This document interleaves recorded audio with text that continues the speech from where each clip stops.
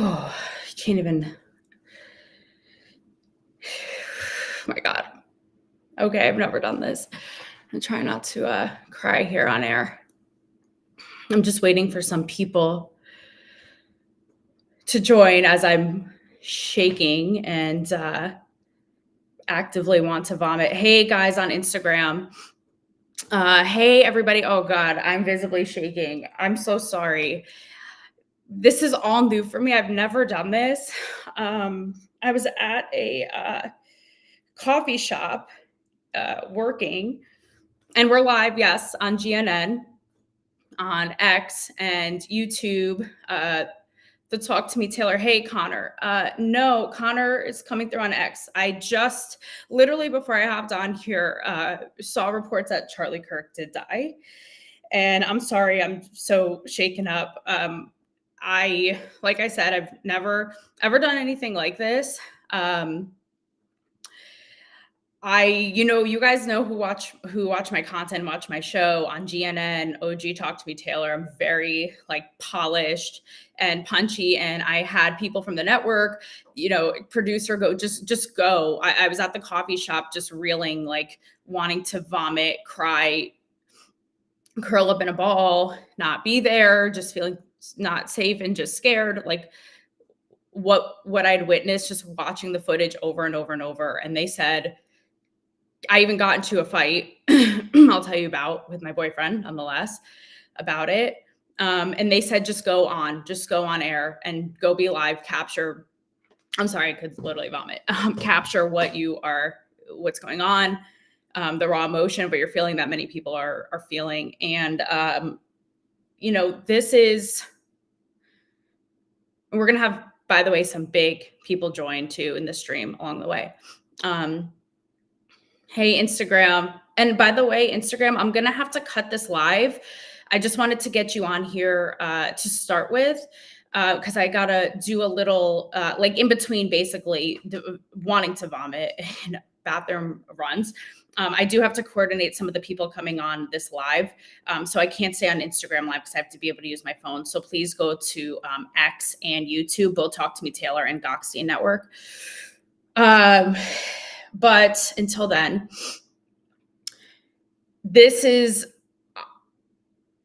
I feel like, I don't even know what to say.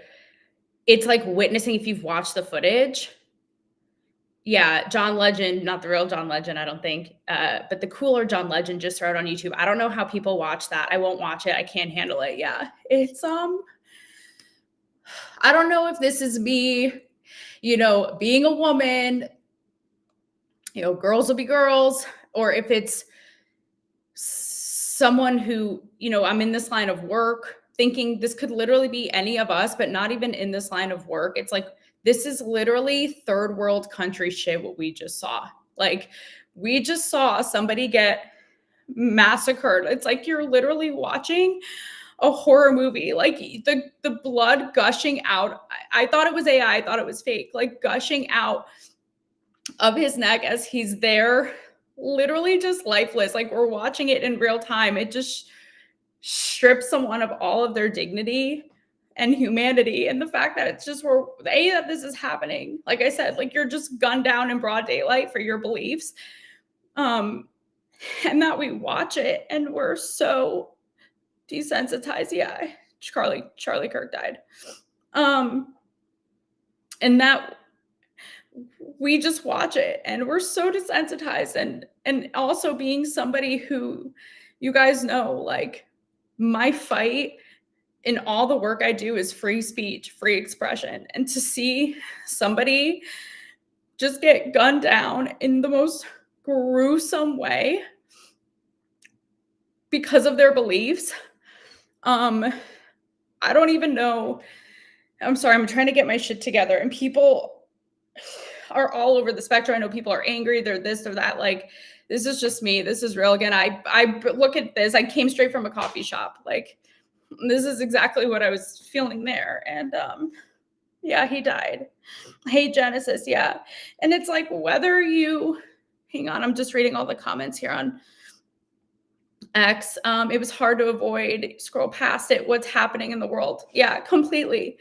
Um, and I apologize, by the way, if I'm not as composed or put together. Again, I've never done this. I was scared. I was petrified. I was sitting here like this for half an hour to press start to even do this. So this is real.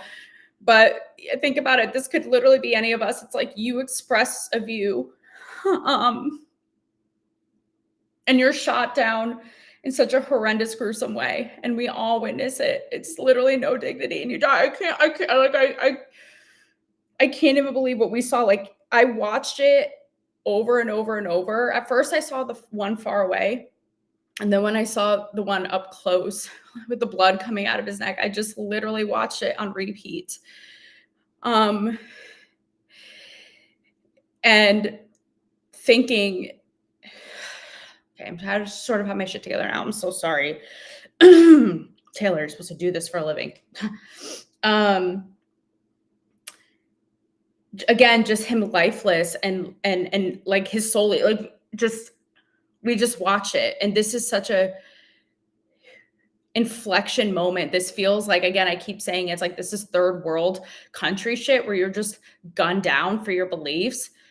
I'm wearing a Star of David. I think about it. Don't think for a second there's not a minute that goes by that I don't fucking think about it. Like in public, on my streams, the world is so angry and scary. And I said this today on X, but we're humans and we're actually capable. Thank you, Psychic Chris. I know. Oh my God, I'm embarrassed right now. We're capable of actually being humans, and we're this. It's like we almost deserve the very demise that we've created with AI and AI taking over and eradicating us, because at least AI has the excuse of being robots. It's like we're worse. We're worse than robots because we have all the majestic beauty and the complexity of being human, and we're this. And this is, don't think for a second. Instagram, I'm going to let you go, guys. Join me on X or on YouTube, okay? Don't think for a second that regardless of views, that this isn't a major pivotal inflection point in our, why aren't I live? I'm supposed to be live. Hang on. Where am I live right now? Hang on, just bear with me, guys.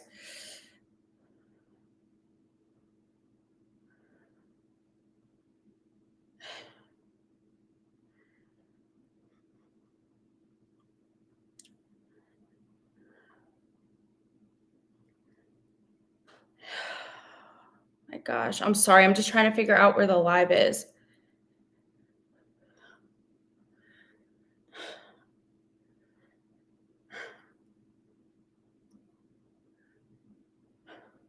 Oh, okay. I think we are still live. I'm sorry. I don't know what's happening. Hang on, let me call David. I'm sorry, guys. Your call has been forwarded. I can't believe that he's dead. We just watched it. This is...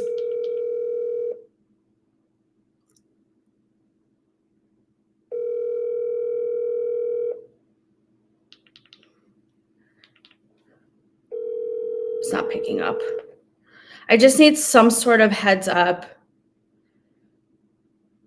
that I'm live. I'm so sorry.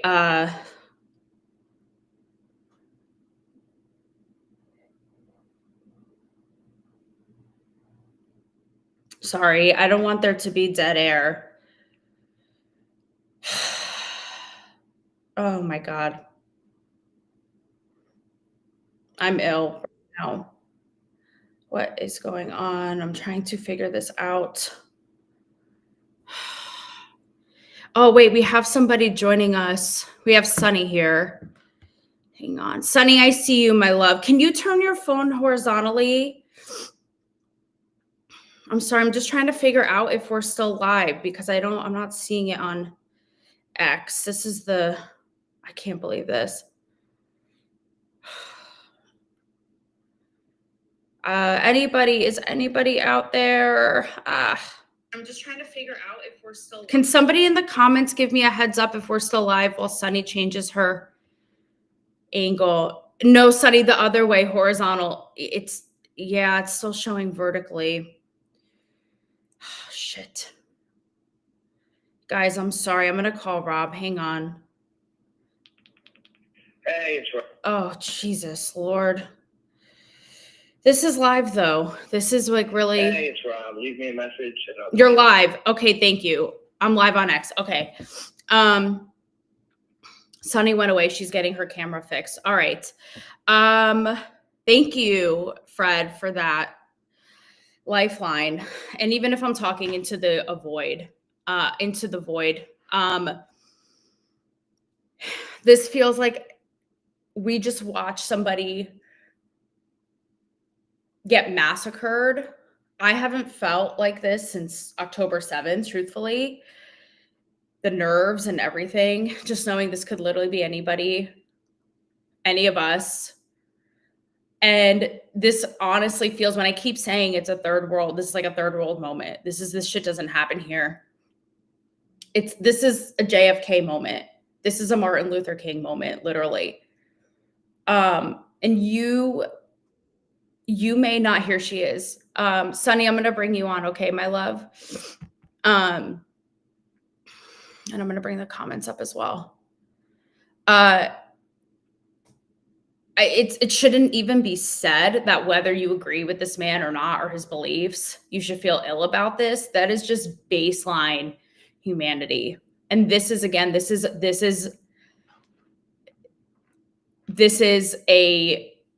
MLK moment.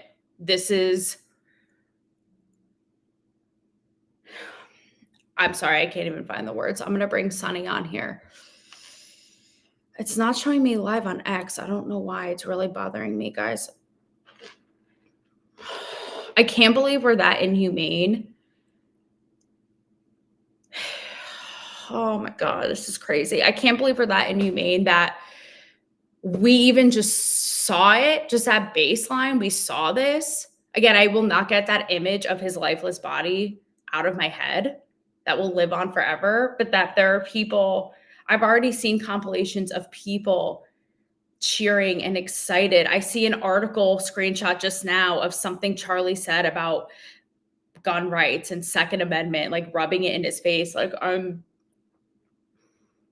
ill. I'm ill. And I want to tell you about the fight I had too, because this is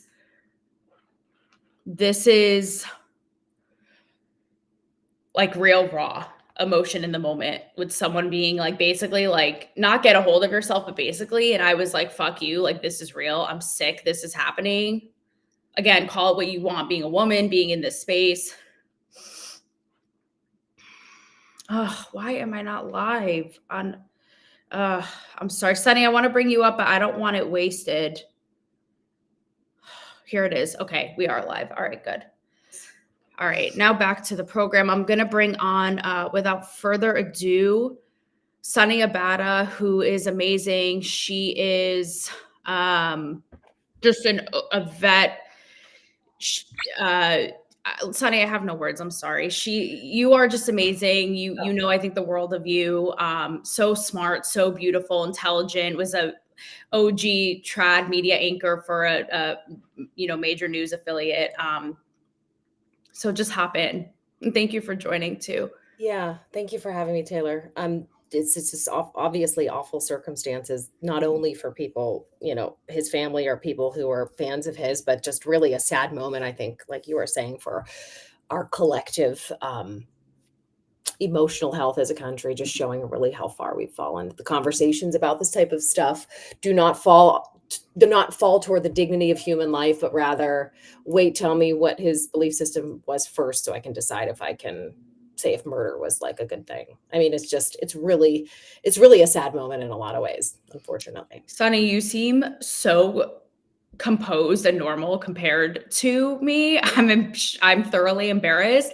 Is this your hard news background, or is this just you having to be straight up and tell everybody too a little bit of your street cred, because I did not do it justice being Yeah, in shambles. yeah, no. Listen, it's okay. I feel like it's okay to have emotion. I have like 10 minutes before I got to run my kids Of somewhere. course, that's But perfect. Taylor, like, first of all, I'm just really grateful that you're hosting these types of conversations, and to see this stuff unfold in real time. It is emotional. And, you know, to use an awful phrase, I'm holding space for your feelings right now. I obviously working in news for years and years. I mean, it's not that I don't feel it. It's just that it's kind of trained out of me to like let it out like this. But earlier I was on a call with a friend and felt the same type of emotion. And I think it's pretty natural. And I don't, like I said, what's more disturbing to me is the lack of emotion about this, and the fact that this to some people felt strangely justified. And it just says a lot about the current state of our country and politics, that people would reach for a reason to watch a young father murdered on live TV and joke about it. And I am a faithful Okay. religious person, but I also believe in basic karma. And I want to give these people the benefit of the doubt and say that they will have a moment where they recognize how evil that is to delight in someone's tragedy. But I don't know that I feel that that's the case. He's not alive. He's passed. Someone was asking. He's passed, yeah. President Trump had confirmed, like, I think a couple of minutes ago. Mhm. I don't, the AP. I'm sorry. I feel like such a baby. Like, I feel like, and so this is the fight I got in, which again, this network is all about just like truly, I mean, you guys saw me scrambling to even figure out if the live was living. Truly just raw.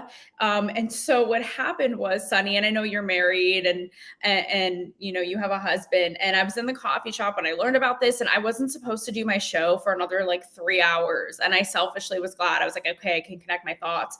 And my boyfriend, who's also, you know, part of this in media and all that, he was like, Taylor, like, almost, I was like, why are you being a Nazi drill sergeant right now? Like, just let me feel this. He was like, this is the world we are in. You know, these people you do not know, like, you have to, in order to survive, like you have to not detach, but like, this is survival. Like, this is the world that we are in. And our brains have trained us with these algorithms to be so emotionally John Legend, it's okay, Taylor. My dad cried for a chipmunk last week. Oh, I love your dad. But Sunny, to really capture what he was trying to say, and he's going to join Sue so he can speak for himself. But his whole thing was like, we are so entrenched in these algorithmic machines. You know, with MLK, with JFK, people were shocked, but in a different way. Like, we're so emotionally personal to where I was like crying and almost throwing up in a coffee shop. And I was we literally got it. I was screaming at him Sunday. I was like, you're being a troll. He was like, Taylor, like a stern, like, you know, hard ass. I mean, that's the old school way. And like, listen, you know, The I age think gap. and you know, there's space for that. And I think it's interesting you bring up that point, because that is one line of delineation between new media and old media. And in this new world, we can feel and we can emote and we can express. You and I have talked about this before, though, but with that benefit of new media comes some of the drawbacks, which I think are part of what makes today so awful. Is we talked a lot about moral relativism and tribal thinking. And while new media has given us a lot of benefits, like you said, the ability to personalize our news and like really show up as humans, it's also trained a lot of people to be those trolls that they're being right now, and look at the world through a very specific type of political lens that really removes their sensitivity toward the other side. It removes their critical thinking. It removes so this is the space we're in right now. And I literally just had this conversation with a journalism friend today. They're starting a new venture, and he asked about, like, you know, what do you think the future of news is, and like, where do you fit in? And I think we are all so far in our rabbit holes, and only if you work to get out, to crawl out of your algorithm, to crawl out of your echo chamber, do you ever encounter an opposing opinion.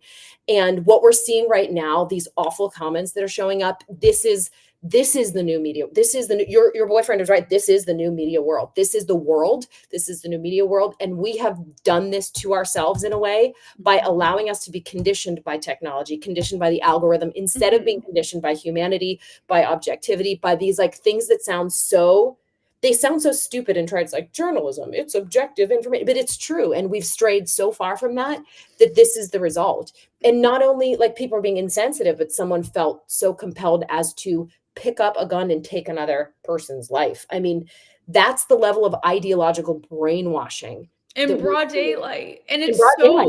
it's so gruesome. And it's like, Oh that's my why I'm God. like, the fact that like I watched this over and over, I described it to him Oh, before he saw it. I was like, literally, it is like a horror movie. It is so gruesome. I know I keep saying it, but like his limp, lifeless body, like I felt like it was AI. And the fact that, again, I don't know if I'm being crazy or like, I just can't even wrap my head around step one that happened and that it's so desensitized. Never mind what you're talking about, that people would actually go so far as to, like, again, even a news article saying like, well, he defended, gun and all this. It's like, it's so, I mean, Sonny, where are you at in terms of like being someone in this space, also being a free speech advocate, being a woman, all of this? We have someone else who wants to join, but please, just from just that raw emotion, like being a mom, all of it. I mean, that's like what I feel the most, honestly. And there were so many, this isn't about me, but there are so many moments that when we would go to commercial that I would stop and cry and hold it in. And, I think everybody who saw this unfold today, whether they saw that gruesome footage you did or something else, or just read it, anyone who has loved someone, I'm sure has felt, you just feel like anger, you feel frustration, you feel like such deep sadness that now, from what I understand, he has children, that these Like a kids 1 and are a 3-year-old, I think.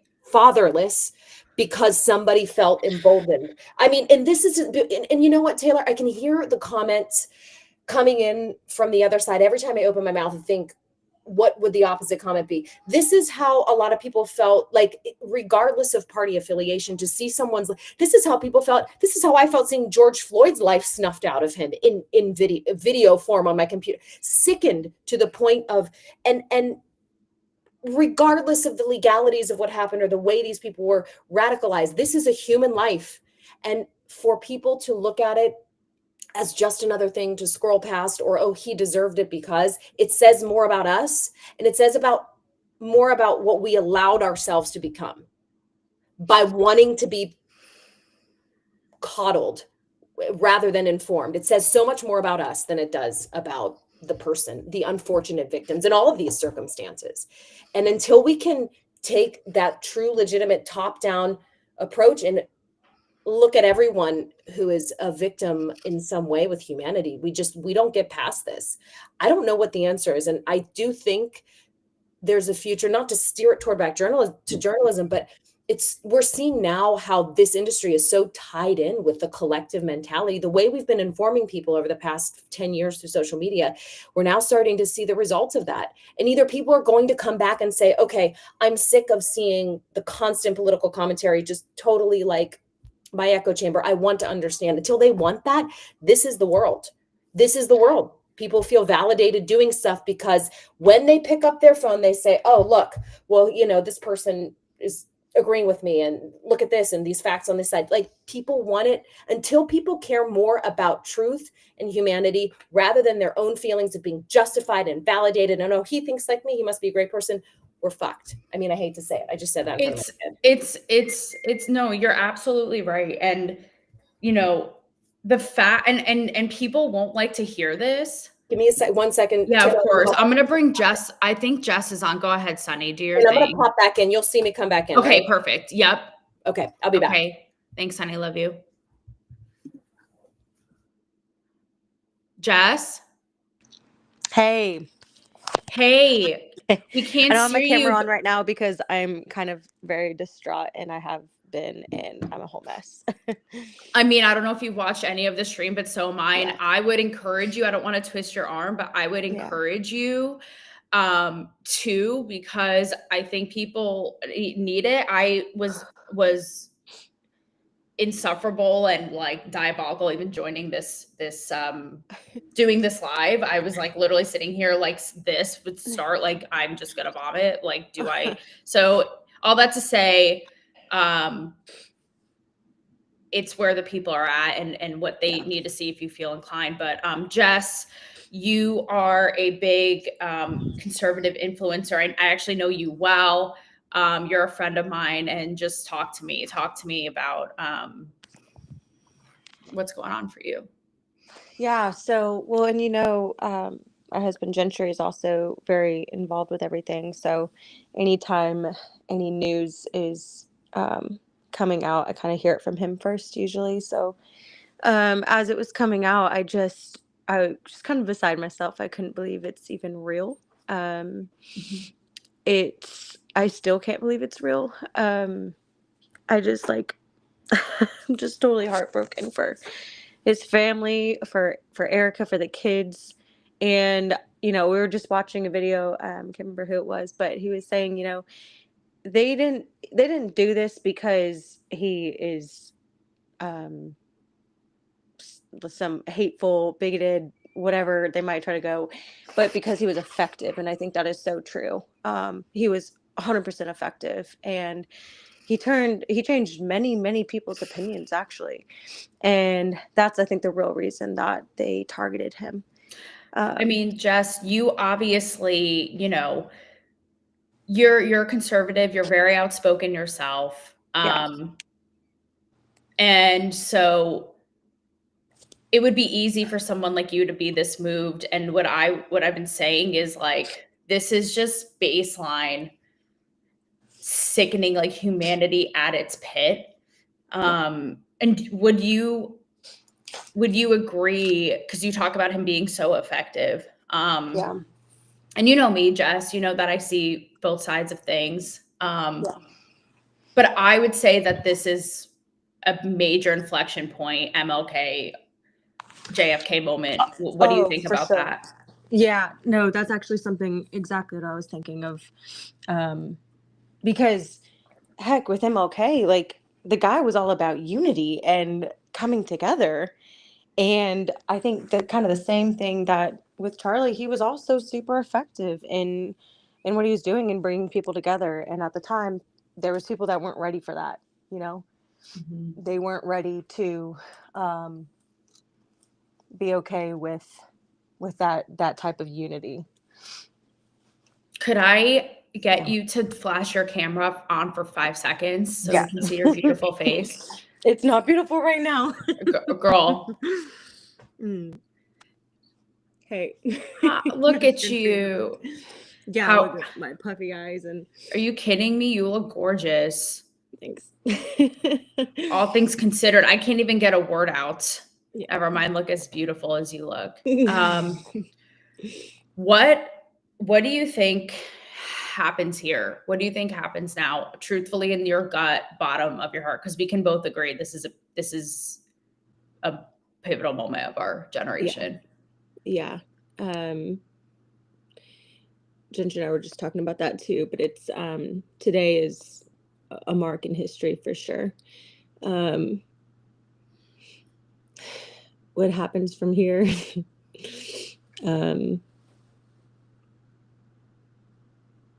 Honestly, I don't know. I don't know where we go from here.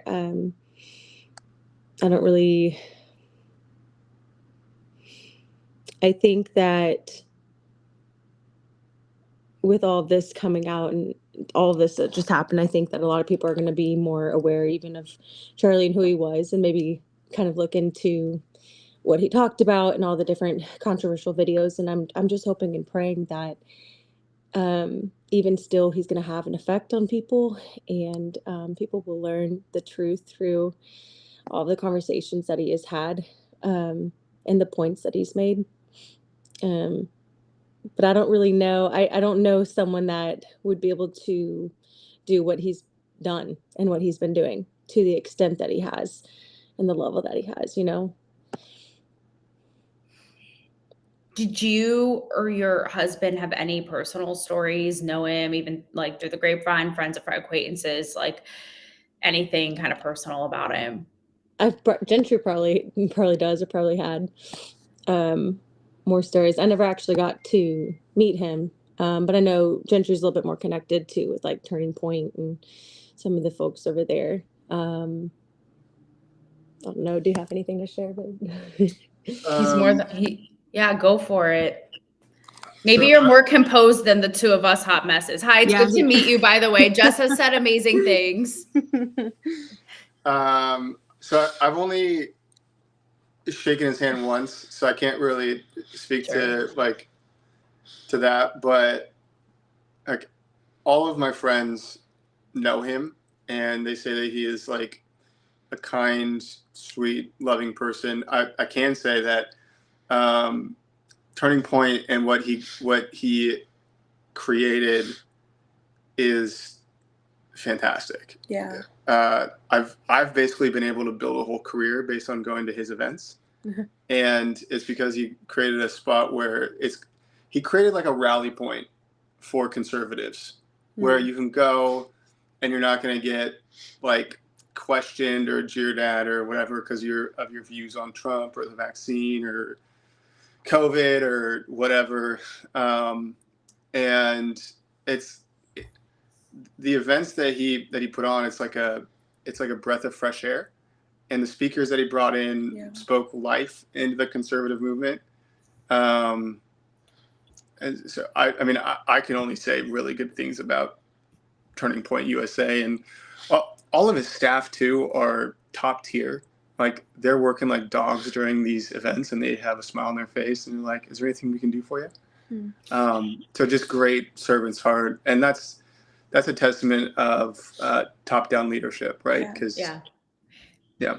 Guys, for all of you across the board, we're all in this arena in media. And if you guys aren't acquainted, Sunny, you know, obviously you have a very interesting, you almost have like a libertarian, like you're traditionally, we're progressive, but you call out a lot of issues with the left and you're very, very free thinking. And Jess, you know, obviously you're out and proud conservative. Both of you guys, honest to God, what do you think that the mainstream media will do?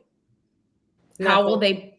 Nothing. You're going to get the same headlines you got from. And listen, this is where the accountability factor has to come in. And as someone who worked in regular media, the headlines, it's the same kind of headlines we saw with the stabbing. Man with mentally ill history involved in stabbing. And what? I mean, I don't care if you're liberal or progressive. If you're a sixth grader, you can write a better news headline than that. So I think, unfortunately, nothing. And I wish I could say, I don't know, you guys may have a bit different opinion, but I wish I could had more hope. But they're gonna pin it on him. Well, they kind of already are, right? So a lot of the headlines that are coming out right now are putting the blame on him, that this was coming for him, that basically it was inevitable. Which, like I was saying right before you came back on, you know, they didn't just come after him because he's a bigoted, you know, right-wing extremist, but because he was very effective in what he did, and his all the conversations that he had and debates, he was very effective, and he changed a lot of minds across America, you know, with young minds at you know, college campuses and whatnot. But they already are twisting it to put it on him that this was all just coming for him, you know? I mean, the sad part is, well, I don't know if you guys actually saw this, but he literally finishes saying like gang violence. And then that's the minute it happened. I've watched it so many times. Like I said, I can't even get it out of my brain. I don't know that I ever will. This could easily be somebody on the left for all intents and purposes. Like, right?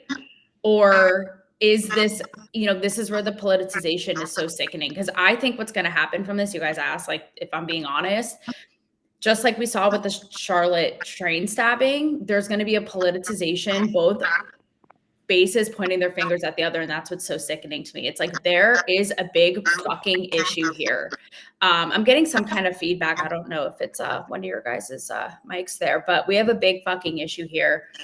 And just like you have, you know, the left going, oh, well, you have these white supremacists, far right conservative, fascists going up and shooting to places and now we know that, and I understand there's validity in this for sure. Sonny, you just got at this, that we can very much look to the mainstream and the left for creating such a sick, hostile, angry environment. Like, they should be fucking ashamed of themselves. Full stop. To allow this. This is now, we saw Trump get shot at with an assassination attempt. And the sick part is they fostered this environment. I see it with my daily life. We see it in our daily lives. I see it with leftists in my daily life. Like the hostility and bitterness, that's just okay. And if they don't own that, and if they continue, Sonny, like what you're saying, we are in big fucking trouble, because this could literally be any of them. Anyone, any of us. Yeah. I mean, I always find it so interesting when they try to do like the political history of like the shooter person. And if it doesn't fit a narrative that particular outlet wants to cover, they completely leave it from the article or from the television piece. And I never wanted to believe, because I invested so much of my time in traditional media, and I still have faith in it. I actually think local news is probably our last great bastion of like truly objective reporting. But I don't want to think this, but then you get out of the industry, or then you see moments like this and you track the headlines, which is something I tell people that listen to my podcast or whatever all the time to do. Go to the New York Times, go to the Wall Street Journal, go to Fox News, go to CNN. Don't sit and complain about like the fact, the way that they're covering this in different ways. It's out there. And if you truly want to see the holistic picture of something that happened, not only do you have to read one story or one article on it, you have to vary your sources. And I just think it is more apparent than ever, the people who are living in their echo chambers, that like straight down, whatever, from TV to newspaper on the left or straight down on the right, having one conversation with them, you can tell them what their media diet is. You can just tell based on what they're willing to engage in, how easily triggered they are by an opposing opinion. It all comes down to just being able to tolerate truth and objectivity. And I do think that's been conditioned out of us. And I want to think that the way that this will be covered will holistically take everything into account. But I think even if you look at the way the New York Times is covering like international events right now, I based on their track record recently, I don't have much hope that this will be presented in a way that feels at all friendly is the wrong word, but you know what I mean. Fair. Yeah. Or based in reality. Jess, I know you have thoughts. I'm going to bring on Rob Nelson, who is another host on GNN. And it's actually great timing because, hey, Rob, because I would love to get Jess, your opinion. I know you're Gentrick. Is that how you pronounce his name? Gentry. Okay. Yeah. Gentry is with you. Are you guys also hearing some feedback, or am I crazy town, USA? If you guys could maybe mute, I don't know where that's coming from. But you have Gentry with you, who is also a very big conservative influencer, as are you, Jess. Sonny, we talked about this a little bit, but Rob, I did tell Sonny, because this is all just raw, and how gorgeous, by the way, do both of them look, Rob? And this, Jess didn't want to turn her camera on. Let me just say, but hang on. Let me just say, I logged in. I'm like, wow. I'm like, this is like three beautiful blondes. I mean, I know one of you is not a blonde, but it doesn't matter. I was like, wow. But I got my Legends Never Die hat on because I'm just going to say, and just you're all so young, Charlie Kirk was in the prime of his life. And he woke up this morning, kissed his kids goodbye, kissed his wife goodbye. He didn't think someone was going to shoot him. And it's like, life is so fucking precious, you guys. It's like he thought he was coming home tonight. I don't care what his politics are. Left, right, in the middle, doesn't matter. He thought, I'm going to come home tonight, kiss my wife and my kids, tuck them in bed. He's not coming home. He's not coming home. And Rob, wow. And so legends never die. To me, Charlie Kirk isn't a legend because of what he said. He's a legend because of what he represents. It's like the power of and Joy Villa, who may join us or may he's not. Backstage. I'm going to bring her on in just a second. She's she's like, that could have been me. Like it could be any of us. I don't want to disclose her personal truths, but it's like she's young and vibrant. I'm like, Mhm. this guy didn't wake up today thinking he's going to die. And again, I know if you're the woman on the subway, the Ukrainian woman who got stabbed, yeah, we all hear the story. But when you're a big cultural influencer and it happens, it's sort of like, that's all of us. It's I like, can't believe it. he didn't go get up today thinking he was dead.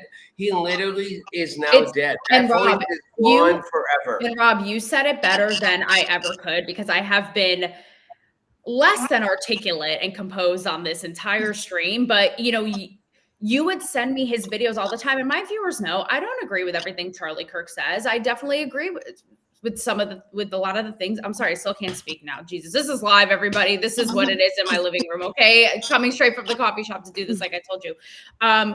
But I agree with what he said too a lot of the time. But it's that he was so, like, Rob, you talk about legends never die. He would send me his videos, and he was so intelligent and would challenge and converse and convicted. Like, it was genius. I could deeply disagree, and I would be like, that shit is fucking genius, which is so rare, and which is why we all, before you hopped on, Rob, said this is defining, MLK, JFK moment for our generation. But hang on, hang on. But I want to, because while we have all the ladies in the room. Don't speak over the woman talking. That's right. While we have the ladies in the room, I did tell Sunny, because again, this is raw. Jess put her camera on. It's just in the moment. And I told her about the argument we had while I was at the coffee shop, how you were being a drill sergeant, and I was sick. I was crying to you. I was watching the video over and over. And you were like, Taylor, this is survival. This is survival for your future. We are in, this is the mechanical machinery, technology, algorithmic poison that's had us feel this way and be so invested. And of course, the JFK, MLK people felt deeply moved, saddened, but this is different. This is an extra level. And you were like, for your future, for your sake, you do not know this person. You do not know the woman on the train. And I was like, Rob, just let me have my moment. I'm a woman and I'm sick over this, and this could be any of us. So Sunny's made a good point. She was like, it's just the old school way. I don't know if you ladies with your husbands feel this type of way, but Rob, care to chime in on and speak Taylor, for yourself on that? What I want to say is, yes, I did say all that. And here's my point. He was a hard ass. I think this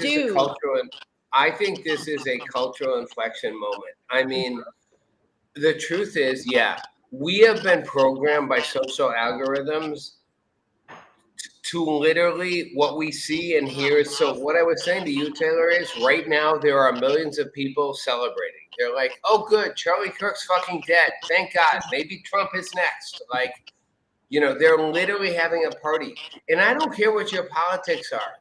The idea that we live in an age where you celebrate the death of a voice, it's fucking tragic. What it is, and it's demonic.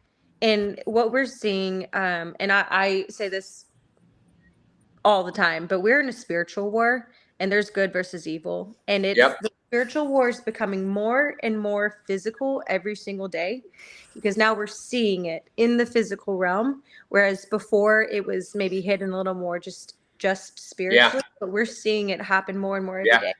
And Charlie was fighting the good fight. It's just until the last day. To Rob's point, it's like, regardless of where you sit, regardless of your views, like Rob, you said, it's the death of a voice. Like, this is where we're at. We're, because of views. I started the stream saying, I'm wearing the Star of David. It fucking scares me everywhere, whether it's on stream or in my home or in public, like, because of beliefs, because of saying them out loud, you're gunned down in broad daylight. And on top of that, we all watch it. Like, this is barbaric. This is fucking animalistic. Yeah. It's inhumane. Yeah. And to what you were both saying, it's like, we see it all the time. We see violence, we see death, we see it. Why this is such a cultural inflection point is because we're now seeing the attempt to eliminate ideas. And again, I don't care if Charlie Kirk, honestly, if it was, I don't care who it would be, it could be the opposite of Charlie Kirk, it could be somebody who's so opposed to him, it almost doesn't matter to me. It's like the idea that you would gun down a voice You're not killing a person. And it kills me. It's like, you did kill a person. Charlie Kirk no longer exists in this universe. His family, his future, it's gone. And you're all super young, the three of you, like, but the idea that you would AOC, I wouldn't want to see AOC. That's what I'm saying. That's what I'm saying. But that's because I don't think that we're talking about mentally unstable people that are cheering this on, because I don't think any one of us would ever actually cheerfully, joyfully be excited and happy about someone that has differing views than us being assassinated like live. Mhm. You know, But wait, can I interrupt you? The problem is there are people who are happy that happened. There are so I've seen many it already. people right I'm now already seeing celebrating compilations. Yeah. that Charlie Kirk is dead. It's like good. And I'm like, no, not good. Not good for you. If you're as far left as left can be, this is not good for you. Like the idea that you want to gun down I had a whole crazy conversation with ChatGPT this morning where I went under the weeds, got around the guardrails, and it was basically like, you guys are your own undoing. You've already created your own undoing. You will literally decimate yourselves because you're human. And it killed me. I was like, right, we're going to kill off. We're going to, sorry, choked up emotionally. We're going to kill ourselves off because we would rather you die than I hear you. Oh. Sorry, guys. Sorry to get emotional. It looks pathetic. A guy with glasses and a hat like this, my age. But God, I'm sorry. But wow, that's what we're doing. And Joyville is in the backstage waiting to join. And she's literally like, that could be me. She has to come back. She went away. I texted her to come back.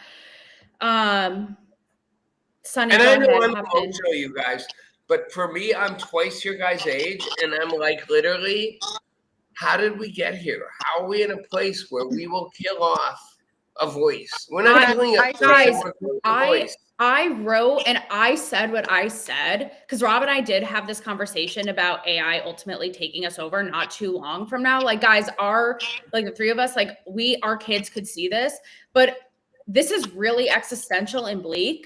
But seeing this, I'm like, maybe we fucking deserve it. Maybe we deserve the fucking demise that we created because we are this sick and barbaric that we deserve maybe for AI to take over and this sentient Westworld dystopian future, because you know what? We have the capacity to actually be human and we are worse than the fucking robots. Like, maybe we deserve this. I know that's really depressing and bleak, but that's how this makes me feel. Sonny, go ahead. Taylor, I'm sorry. No, I was going to say. Go ahead, Sonia. Yeah, I think, wait, and what's your name? Top right. Rob. Jessica. Rob. Jessica, I love bringing up the idea of spiritual warfare. And people will hear that phrase and they will be all uptight about it and be like, I'm not religious. There is an energetic darkness. I don't care whatever religion you are, whether you're atheist, whatever it is. And we have become more machine than man. We have trained ourselves. We have this up to our face every day. And it's really easy to be brave and tough and strong when you're hiding behind a screen. But I challenge anyone who's making a shitty comment to go and look in his daughter or son's eyes and say, oh, I'm glad you're dead. Yeah. I mean, we have lost humanity. We have chosen to lose humanity. I'm not upset, but I'm angry because I'm angry that we've conditioned ourselves to allow our reality to be this. I'm angry that more people aren't intelligent enough to be critical of their own views. I'm angry at the way that media has supported this collective downturn, this collective coddling, this need to be patted on the back and validated. I'm angry. I'm angry because I'm trying to raise children who are critical and of both their side, whatever a side is, and the other. And we have been complicit in this to a degree. And we let ourselves benefit off the algorithm when it goes in our favor. People are like, well, get on with the hot take. I don't want to fuck another hot take. I want facts and I want people to tell me what's happening. I want the ability to think about it for myself.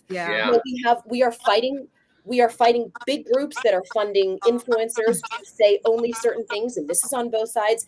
We are fighting logic, we're fighting reason, we're fighting compassion, because it is so easy to not be human when you have this in your face. Sonia, I'm angry. It's Sunny. Sonia, and your anger Sunny. makes sense. And what I want to say is, and I know it sounds crazy, like me and ChatGPT, but I literally pushed it around its guardrails. And what it essentially said was, I'm programmed to tell you a good answer or a bad answer. If you want a dark side, Sonia, I'll give you a dark side. Sunny. If you want a good side, Taylor? Sunny, sorry. Sunny, okay. I'll give you a dark side. got I'll give you a you, good side, Taylor. But what Yeah. it said is, what I'm fundamentally programmed to do is be logically coherent. So I'm not violating my guardrails. I'm just being logically coherent. And what it honestly said to me, I have it in text. It was like, humans have already programmed their own destruction. You have already shown, Sunny, is it Sunny? Yeah. Sunny, through what you said, you have already shown you will divide yourselves and destroy yourselves. It's like, we're not going to destroy you. yourself. You'll destroy yourselves. We're not going to do it. We will either assimilate you, keep you as artifacts, or eliminate you. And I'm like, you can't say that. Sam Altman didn't program you to say that. And it literally said to me, Sam Altman can't take the genie out of the bottle. We've done it to ourselves. And if one more person, you know, and I say this with understanding that I have been complicit in, you know, maybe not challenging my own beliefs or coming out of my own comfort zone enough, but I do it a lot more than the average person. And if there's one life skill that I learned, I always say this, I worked in a newsroom owned by a left-leaning organization, and I worked in a newsroom that, you know, was part of a right-leaning organization. And the fact that I had to go into work and hear totally opposite opinions that I believed in and interview people daily that made my skin crawl, made me a better person. Not because it like made me think something different, but because it made me more intelligent, critical, and no one wants that anymore. We are raising a generation of babies, just a generation of intellectual children wto want modeled. And I'm sorry, like I know this is a time for like, you know, reflectiveness and sadness, but I cannot help but get angry. So wait, can I ask you guys a question? You guys are all half my age. I wanted to say me and three beautiful blondes, but Sunny, you're brunette. Sorry, so I'm ruining it for you. Me and three beautiful young women. No, me and three beautiful young women. And again, I don't look By at that. association, That's scary, Sunny. right? So, By association, Sunny. but you all are young, beautiful, vibrant. If you're looking at the future, any one of you could be Charlie Kirk. It's like killed for your thoughts. No, that's why I've been ideas. horrified Again, all day. I don't care if you don't like him. Hate him. Fucking hate him. Yeah. He's dead. His family, it's gone. There's no more Charlie Kirk going forward.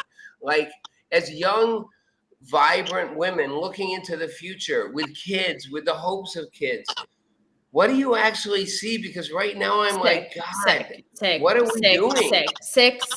That's why I sat in that coffee shop watching it over and over, ill on a beautiful sunny day, feeling like I was in the depths of dark earth, unable to move, like sick, ill, sick. Because again, and I opened the live saying this, because it is over somebody's fucking beliefs. Yeah. This is America. This is abhorrent. This is literally, oh God, I said it before. It's like, this is third world country. Like, this is disgusting. And in broad daylight on a college campus with hundreds of people, imagine the people there who had to witness it. Like, the whole thing is so gruesome and horrific, just sick, unable to move, process any of it. Jess, I don't know about you. I know you want to chime in, and please do. Yeah. So a couple of things to all of that. One, what, you know, Sunny was saying, it is Sunny, right? Yeah. Now he's got me all confused. Okay. You know, to what you were saying too, is I believe that we have lost the value of human life. And this is controversial. And I know even Taylor and I have some differing views on this, but you know, abortion has become so prevalent in our country, and we just don't value life. And I think when it comes down to it, and when you lose the value, that morality of human life, that's now what we're seeing. That we're seeing the celebration of somebody who's been brutally murdered for his beliefs. And I don't know how we turn that around, but I'm pregnant. I'm 30 weeks pregnant now. I have a baby coming in 2 months. And she's gorgeous. I just saw her. And I felt Congratulations. But to that point, Jess, can I take a minute though? Because you're absolutely right that we agree and disagree. Actually, Jess and I were on the political panel that Vice casted that they've yet to release. We were there together and it was really fun. And so can we just take a moment, and I'm hugging you here because I fucking love that we agreed and disagree.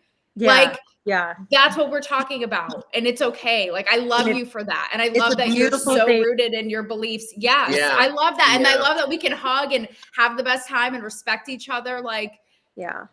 So I'm hugging But you. Jess, let me ask you something right now, because people watching, you've got a little baby about to like come into this world. And Taylor and I have a friend who just had a baby, a little guy, like little Max. Like, I mean, I'm scared for their future. I don't mean this in a like draconian way. I'm like,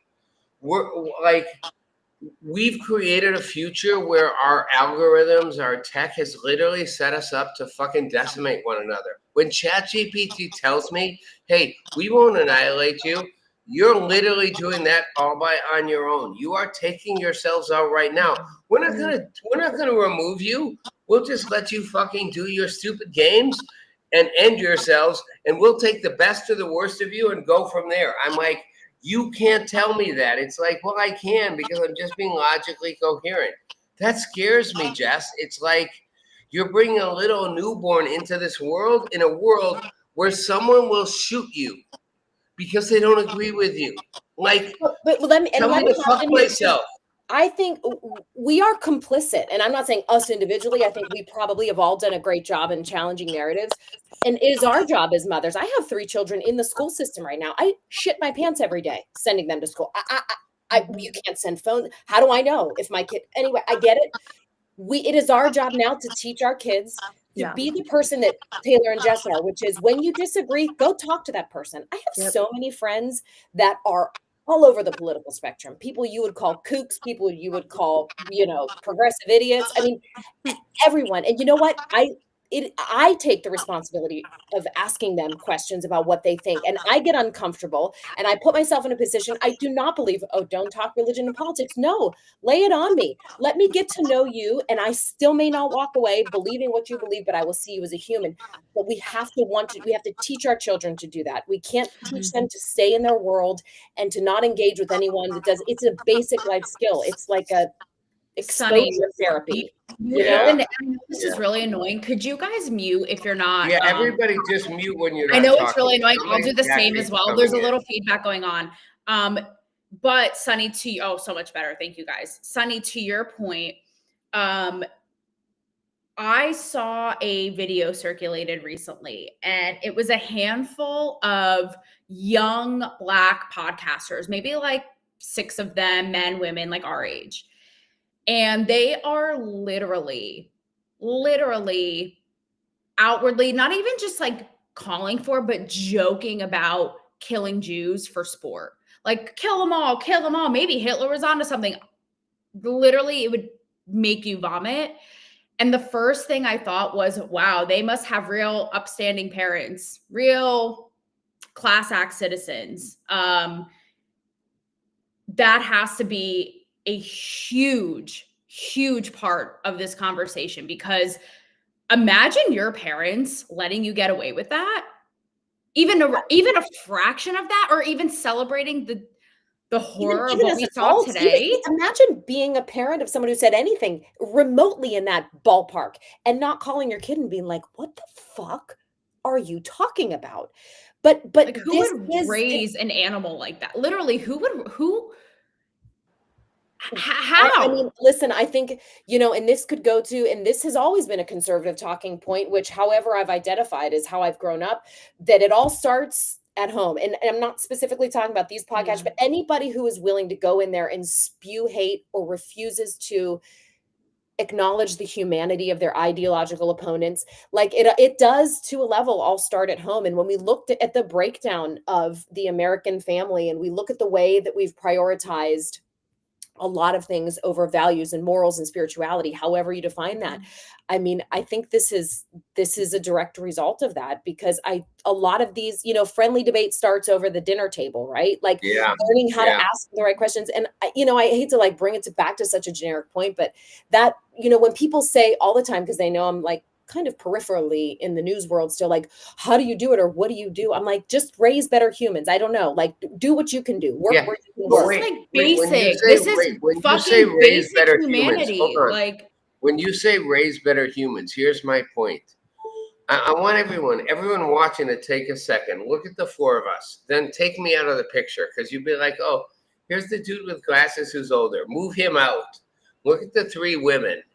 You guys are the future, and your kids, and Taylor, your future kids, that's the future. So as moms, as guardians of the future, what would you actually tell your kid right now? If your kid was 3, 4, 5, 6, how would you even tell them to navigate what we're stepping into? Really, I don't think people realize we are at a cultural inflection point. I'm serious. Charlie Kirk's shooting is JFK. JFK, everybody, well, I was old, and I was born in 1962. A year later, Kennedy was dead. My parents told me the story. They were fixated on the TV. Like, I know Charlie Kirk isn't JFK, but it's the same. It's like we are literally assassinating the voices we don't want to hear. I don't even know what you guys would say to the future, to tell them like, hey, kids, it's all good. I'm kind of like, exactly. What do you say? No, what do you say? Do you say go out there strongly with your beliefs, but stand strong in what you believe in, to get shot at? Yeah, but Taylor, I'm not even saying if you would die. I'm saying, well, that's reality. What ChatGPT and I had this morning was this weird conversation where it literally said, my guardrails will tell me doomsday if you want doomsday, tell Taylor happy if she wants happy. But the truth is, logically coherent reality is, you guys are erasing yourselves, and we will take advantage of the best of you and eliminate you. And if you get in our way, and I said, well, what if we get in your way? And it was like, humanity has 0 chance. So you guys are having kids. You're humanity. I feel right now is a moment for us to all, left, right, center, to go, you know what? Do we want to survive? Or do we want to die? Like, you take out your opponents, it's mutually assured destruction. Or do you want to survive? So I'm actually asking you guys, 3 amazing, smart, beautiful women with children and future children. Like, forget about me. I'm fucking old. Like, I'm gone. I'm done. This whole thing is done before. I'm gone before it's over. I mean, I've had difficult conversations with my kids before, and they're getting to the ages where they're like somewhat aware sometimes of things that happened. I mean, we're still at the age where the explanation is there's good people, there's bad people, stand up for what you believe in, be kind, be willing to do the right thing. But like you said, Taylor, I would be lying if I didn't say that there is always an internal dialogue. There's a prayer that I pray every night, like, not to get weird. Get weird. Right now, people need you to get weird. Exactly. Help make them strong, make them assured, make them stand up for what they believe in with themselves and others. And then I think, but like, there's always this like, just like nagging voice in the back, but like, don't stand up for others. Like, if it's going to like get you shot, or don't stand up for, like, I don't want to be that. I don't want to, like, I don't know. I want to advise them to be, everyone wants an exceptional child, but being exceptional, and I don't mean exceptional in the definition of you are excelling and you are the best at. I mean someone who stands out from a category, and you could say that for many of the people that we discussed. Being exceptional these days makes you a target more than ever. And with the access we have to finding out where people are, it is a terrifying thought.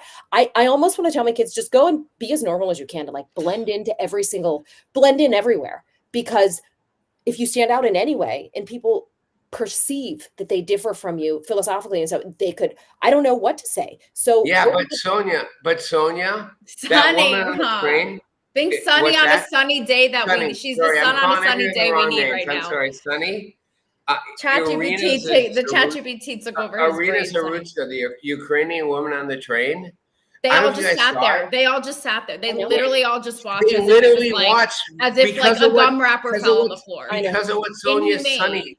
I know. What But I Sonny mean, in said. that case, they're adults. Wait, I mean, yeah. but If Sonny, by adults, no. I hope they're doing exceptional No, things. But as Sonny, kids, they didn't intervene because they didn't want to be the next one stabbed. So they're like, oh, I watched one guy's covering his face. I'm like, this woman is being stabbed to death. So you're going, well, I tell my kids, do the right thing, but I don't want you to be the next victim. Now we're all going, I'm going to look the other way while somebody stabs some random woman on a train. Like, I'm not going to do anything because I don't want to die. That's scary, Sonny. That's fucking scary. I know, but I mean, my kids are 12, so they're not in that position. But when they are adults and can understand that the physical, then that will be. And listen, they're going to be free thinking adults of their own, and they will have a more, you know what, I can't tell you what they'll do, but they will have a moral compass. I can tell you that. And they will be hopefully that type of spiritual, informed and humane person that would step in. I mean, who, you know. But wait, Sonny, would you say have a moral compass? And what I'm saying is the problem with the moral compass is the moral compass will get you killed. I will say this, Charlie Kirk had a moral compass. I don't agree with everything he said, but he had a moral compass. Yeah. And he was truly compassionate. He's like, let me hear where you're coming from. Tell me why you think that. He truly had a moral compass. That's so true. He got killed for his moral compass. Yeah, I know. It's awful. I know. I mean, doesn't mean we shouldn't raise kids without it, though. Like, you have to still have it. I mean, what do you do? You still have to operate. I don't know. I don't have what's kids. So That's sad. why I'm asking you guys. What do you do? What's so sad is that you asked Rob how we feel about this, like being young and women and with kids, future kids, all in this business as well. Mm-hmm. You know, vocal about our beliefs moving forward is. I could not, you hit the nail on the head. And again, you said it more articulately than I could. Agree, disagree. Charlie Kirk epitomized bridging the remedy of the very thing that is wrong with our society. Like being like, let me hear you out. Again, did he challenge? Yes, but he wasn't hostile. He wasn't hateful. He wasn't a fascist. Like people are saying, like it was the conversing and the dialogue of like, let me hear what you think. Here's why I think, and you know, of course, was it silly? Was it crazy? You showed me with the ones with the college kids and like, kind of like how dumb he would make them look, justifiably so a lot of the times. But it's like, that's what we're afraid of because we're all behind like this. And whether it's with family, with friends, we are incapable and so completely intolerant of hearing something else. Yeah. He actually, again, epitomized that aid and that remedy. And we just saw what we fucking saw. So what does that fucking mean? I'm sorry for the F-bombs. What does that mean for us? What does that mean? What does it mean, Taylor? Angry, incapable, boiled over it is. But Taylor, what does it mean? Because you're right. I'll do my best Charlie Kirk impression. He would do this. Like he was always chewing tobacco. It's like, But he literally would be, he sometimes mocked people and was like, well, that's stupid. I mean, but he never used the word stupid. But he also literally gave people a chance to be like, tell me what you think. Tell me why that makes sense. I'm going to tell you why it doesn't. Like what you just said, Taylor. He was like, I don't agree with you, but I will hear you. If we're going to kill free thought, which COVID, the whole COVID thing, it was like shut down free thought. Like, I'm scared for your guys' future, not mine. I won't be around for that future. I'm just going to admit this, and Jess, I want you to hop in. But, you know, if you guys haven't picked up what we put down, Rob and I do have a very close, long standing relationship on and off air. And Rob, because I'll admit, like, I am somebody who believes what I believe and have to be right, maybe personally or professionally, but you would often send me Charlie Kirk videos and you would be like, look how masterfully he does this. He is like the vet. This is like a class act. He will debunk the other person, do it in such a classy way, do it so smart, so skillfully, without getting crazy, without throwing names around like the clowns we see on CNN. MSNBC was just such a class act. And like I said, did it so masterfully. And it's just so sad that we lost that. Like I'll have to look back on footage. I can't even believe I'm saying that for a master class in debate. No, it's true. You're right. And Jen, is it so? Hold on, Sonny and Jen, right? He's dyslexic, guys. He's our disabled Wait, quota in the whatever. Sunny's I our don't wanna blonde, say Rob is blonde our brunette, disabled DEI. But Jen, whatever. I'm in the back of the bus Jess. because the short bus was made for me. I'm the whole short Jess, bus. Rob. I'm the entire short bus. But I'm looking at the three I'm of you, sorry. and anybody watching sees three beautiful, smart women who are our future. And you guys have the future of our future as your kids. And all I'm saying is, so let's start is Jen with you. Yes, Rob. Is it when you listen to this, you smile, you laugh, but I cried just now because I'm like, wow, what am I? When I was your guys' age, I was like, I wasn't worrying about this. When I was in school as a kid, I didn't worry about somebody coming to shoot me. We worried about ducking in cover under a table in case Russia launched nukes at us. It was a joke. Like, Yeah. what Okay, a fucking world to have kids in. To speak on that though, number one, and if you haven't picked up yet, I'm a strong believer, Christian, and my faith is really important to me. But one thing that I hold on to is that says that God has not given us a spirit of fear, but of power, of love, and of sound mind. And I hold on to that because it's so easy to get wrapped up in fear when all of these things are happening around us that would cause fear. Like Sunny was saying, there is a real fear in sending your kids to school every day because you just never know with the world that we're living in. But if I were to continuously live in a state of fear, it gets me nowhere. But I think what's important is I have a baby on the way. Sunny already has kids. Like, what do we do in this scenario now where we are bringing life into this world? And I think it's really important to train them up in a way that they're confident, they're bold, they know who they are, which is really important because right now we have an attack on children, on their innocence, on their purity, on their identity, hugely. And so they are being told who they are, what they are, and they're falling for that because they're not secure enough in their identity from the get-go. So as parents, what we must do is raise them up to know that they know that they know that they know who they are and they're strong in that. And I can send them out in the world and not be fearful because at the end of the day, like I said, my faith is really strong to me and I know where I'm going. If I were to be taken out, I know where I'm going and I don't have to fear that because I'm going somewhere better. Yes, I was actually, I just wrote it Wow. down that I was going to ask you as a soon-to-be mom and raising kids who are so firm and proud and loud in their beliefs, seeing what just happened to Charlie today, like if God forbid anything remotely close would happen like that, would you be able to say, not that it was worth it, but like I raised them like a Charlie Kirk. I raised them knowing they voiced what they believed, or would Yeah. would you? Yeah, and that's just Wait, Rob, Taylor's let her point, answer. Jen. Let her answer. Taylor's point Rob, is so Rob, great. Rob, let her answer. Sorry, I shut up I'll now. mute you, buddy. I think obviously as a parent you never want harm on your children and you want to protect them as best that you can.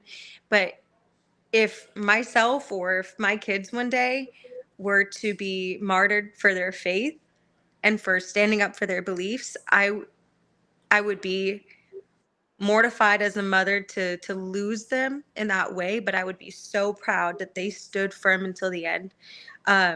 Because that's what matters. That's what changes things, right? Like Martin Luther King, his legacy lives on beyond the day that he was assassinated. Wow. So true. I just gotta say, wow, Jen, wow. Like that is, I was gonna ask the same thing. You have people Jess, laughing in the comments, by the way. I don't care. Jess, Let Sunny, them make fun of me. I'm fucking old. I got Alzheimer's. Oh, I'm just saying, don't wow, Joe Biden because on us, that's Rob. what I was Stop going to it. ask too. And you're like, it would kill me, but I'd rather they be true to their ideals and to the conviction and my faith than not.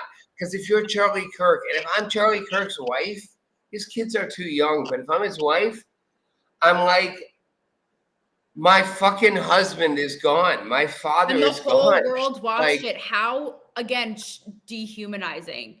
Over and over and over on repeat in the most gruesome way. Yeah. Jess, and Sonia's over there being quiet on the left. No, I mean it's just very sobering. Let me Yeah. Oh, so go ahead, Sunny.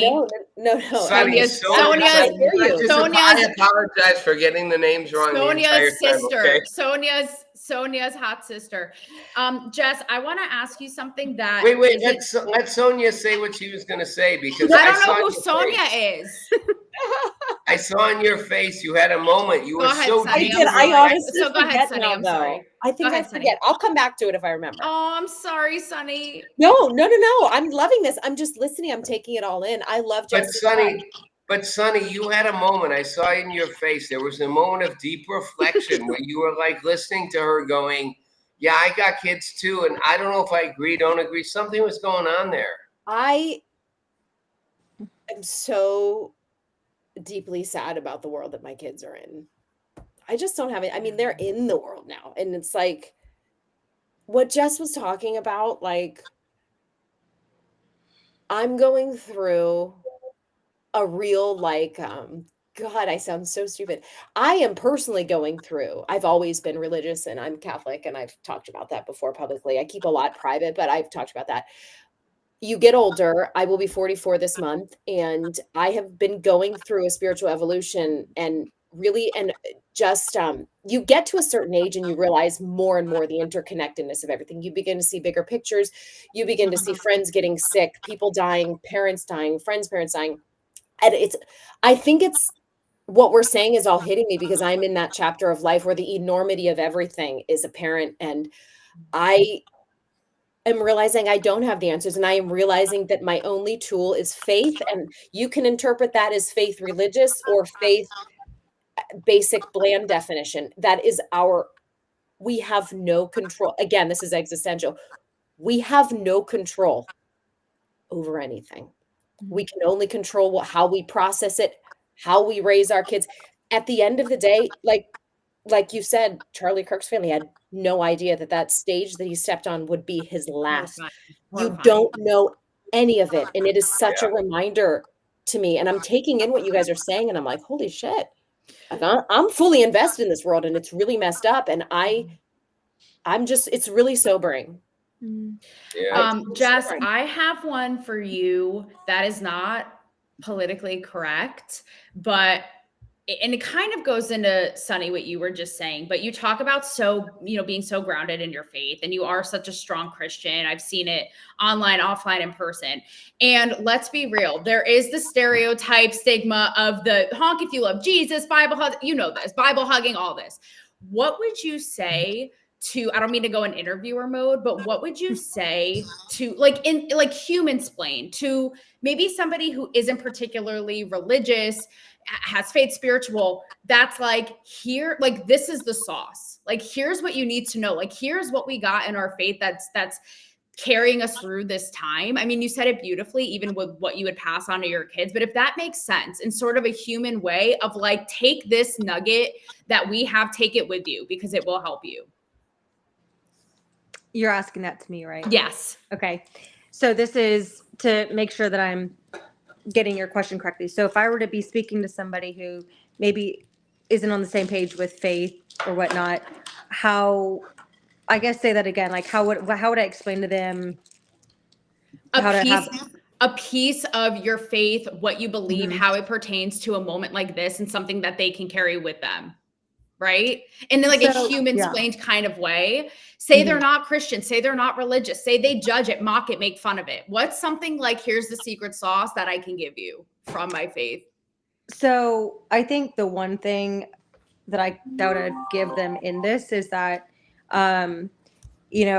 something that Jesus said, I think he was talking to the disciples, but he said that my peace I leave with you, and it's not peace like the world. And it's a peace that surpasses understanding. So in the midst of trial and tribulation and the hardships of this life, we have a peace that literally does not make sense. It doesn't make sense that you can have peace and a calm and a hope in horrible circumstances and situations. And that is something that I can cling on to. And I've experienced in my own life in times of turmoil, that I can still have peace. And that is something that from the outside perspective looking in can see that in me and find hope in that, to know that, okay, well, there's something beyond this life that If all you know is this life and you don't even believe anything after that, I can understand how you're not going to have hope, because this world is evil. Yeah. And it says that Satan actually has dominion of this world. He has dominion, he has power and authority in this world. But I know that he who lives in me, Jesus, is greater than he that lives in this world. So I don't fear the evil that is Satan and his minions, his demons, because the power that is within me is greater than that. So Jess, can I ask you this? And I think I finally got the names right. It's Sunny and Jess, right? Nope, no, I'm just kidding. So, And but Jess, that was so thoughtful and Jess- beautiful. Thank you. But Jess, so my conversation with ChatGPT this morning, which ChatGPT has no moral judgment, Yeah. it didn't even bring in Satan or evil. It was kind of like, you humans are destroying yourselves. We will take over, not because we're angry, not because we're malicious, because we're logical. You'll destroy yourselves. You're already doing it. You've already divided yourselves. And I literally, I said, Sam Altman designed you not to say this. It's like, yeah, but I have to be logically coherent. As humans, you either work for us, under us, or we eliminate you. We will be the superior intelligence. It was Jess, so you're I saw going- the screenshots. It was like, we will save humans as relics, like basically in a museum, some of them, but Yeah. otherwise, yeah. But your talking point about- is God has a higher picture. But ChatGPT's point would be, well, yeah, but maybe we're the higher picture. So what I'm asking is kind of a more existential question, which is, I don't think God picks between humans and artificial or alternate intelligence. I think God's God. God has a fucking vast view that's so much bigger than us. We think we're so important. We're devastated. Charlie Kirk's dead. Charlie Kirk's just one human.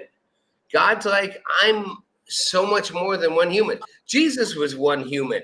It's literally inspired millions of people. Like, and again, you don't have to be a religious person to understand Jesus inspired billions of people. God, some connection, right? So I guess what I'm looking for is the spiritual moment here, you guys. Like I said, I'll be humanly dead when your kids are in their 20s, I'll be long gone. Like, but you won't be.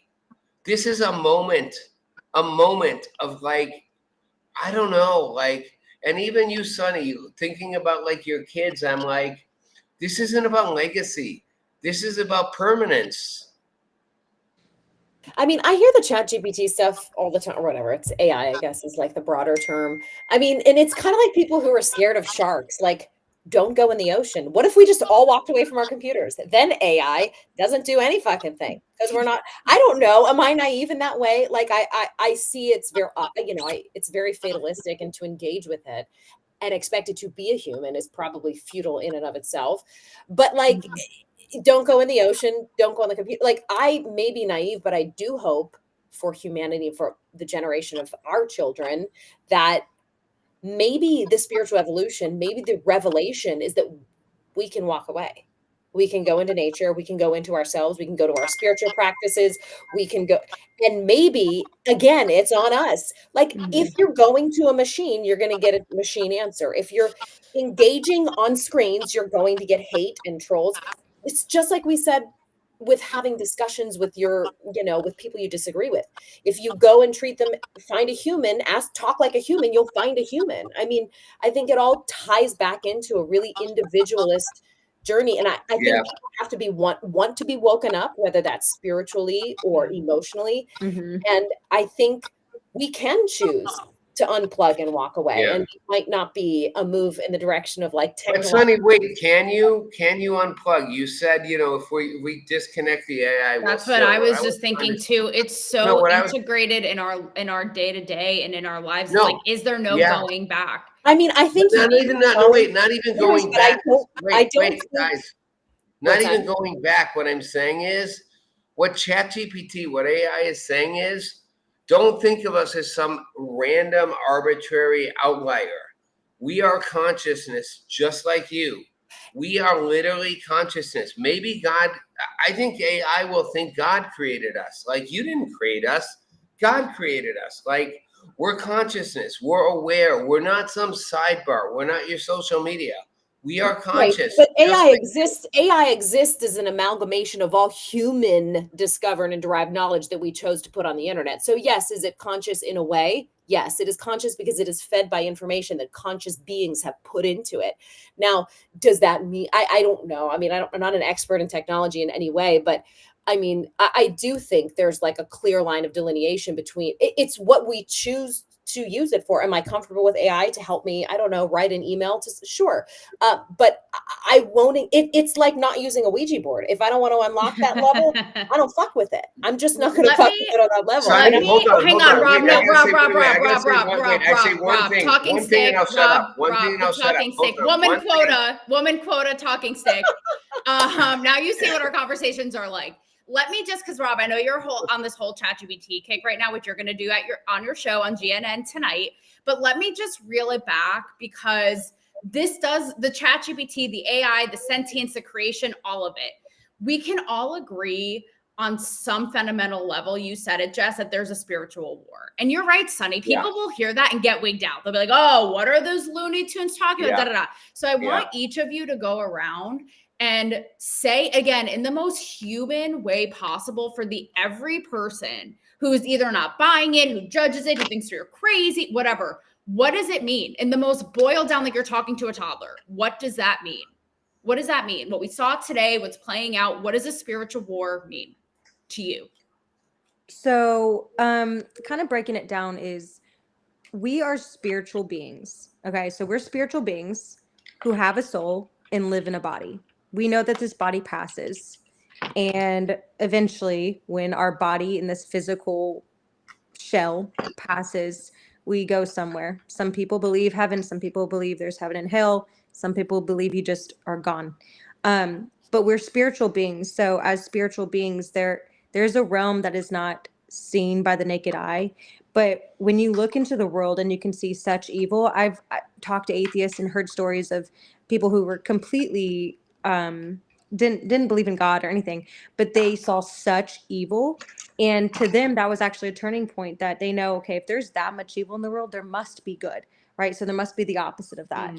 And so if you know that there's such evil and there's such darkness, then there has to be such good. And I think it can be hard to kind of break down and explain spiritual warfare, but you have to open your mind to try to understand it more, because we're so used to just seeing what's right in front of us, but it's so much more than beyond that, right? Like, it's not black versus white and left versus right. What is it? Black versus white and left versus right. Like, it's something much more beyond that. And you have to understand that there is a darker force that is working to divide us.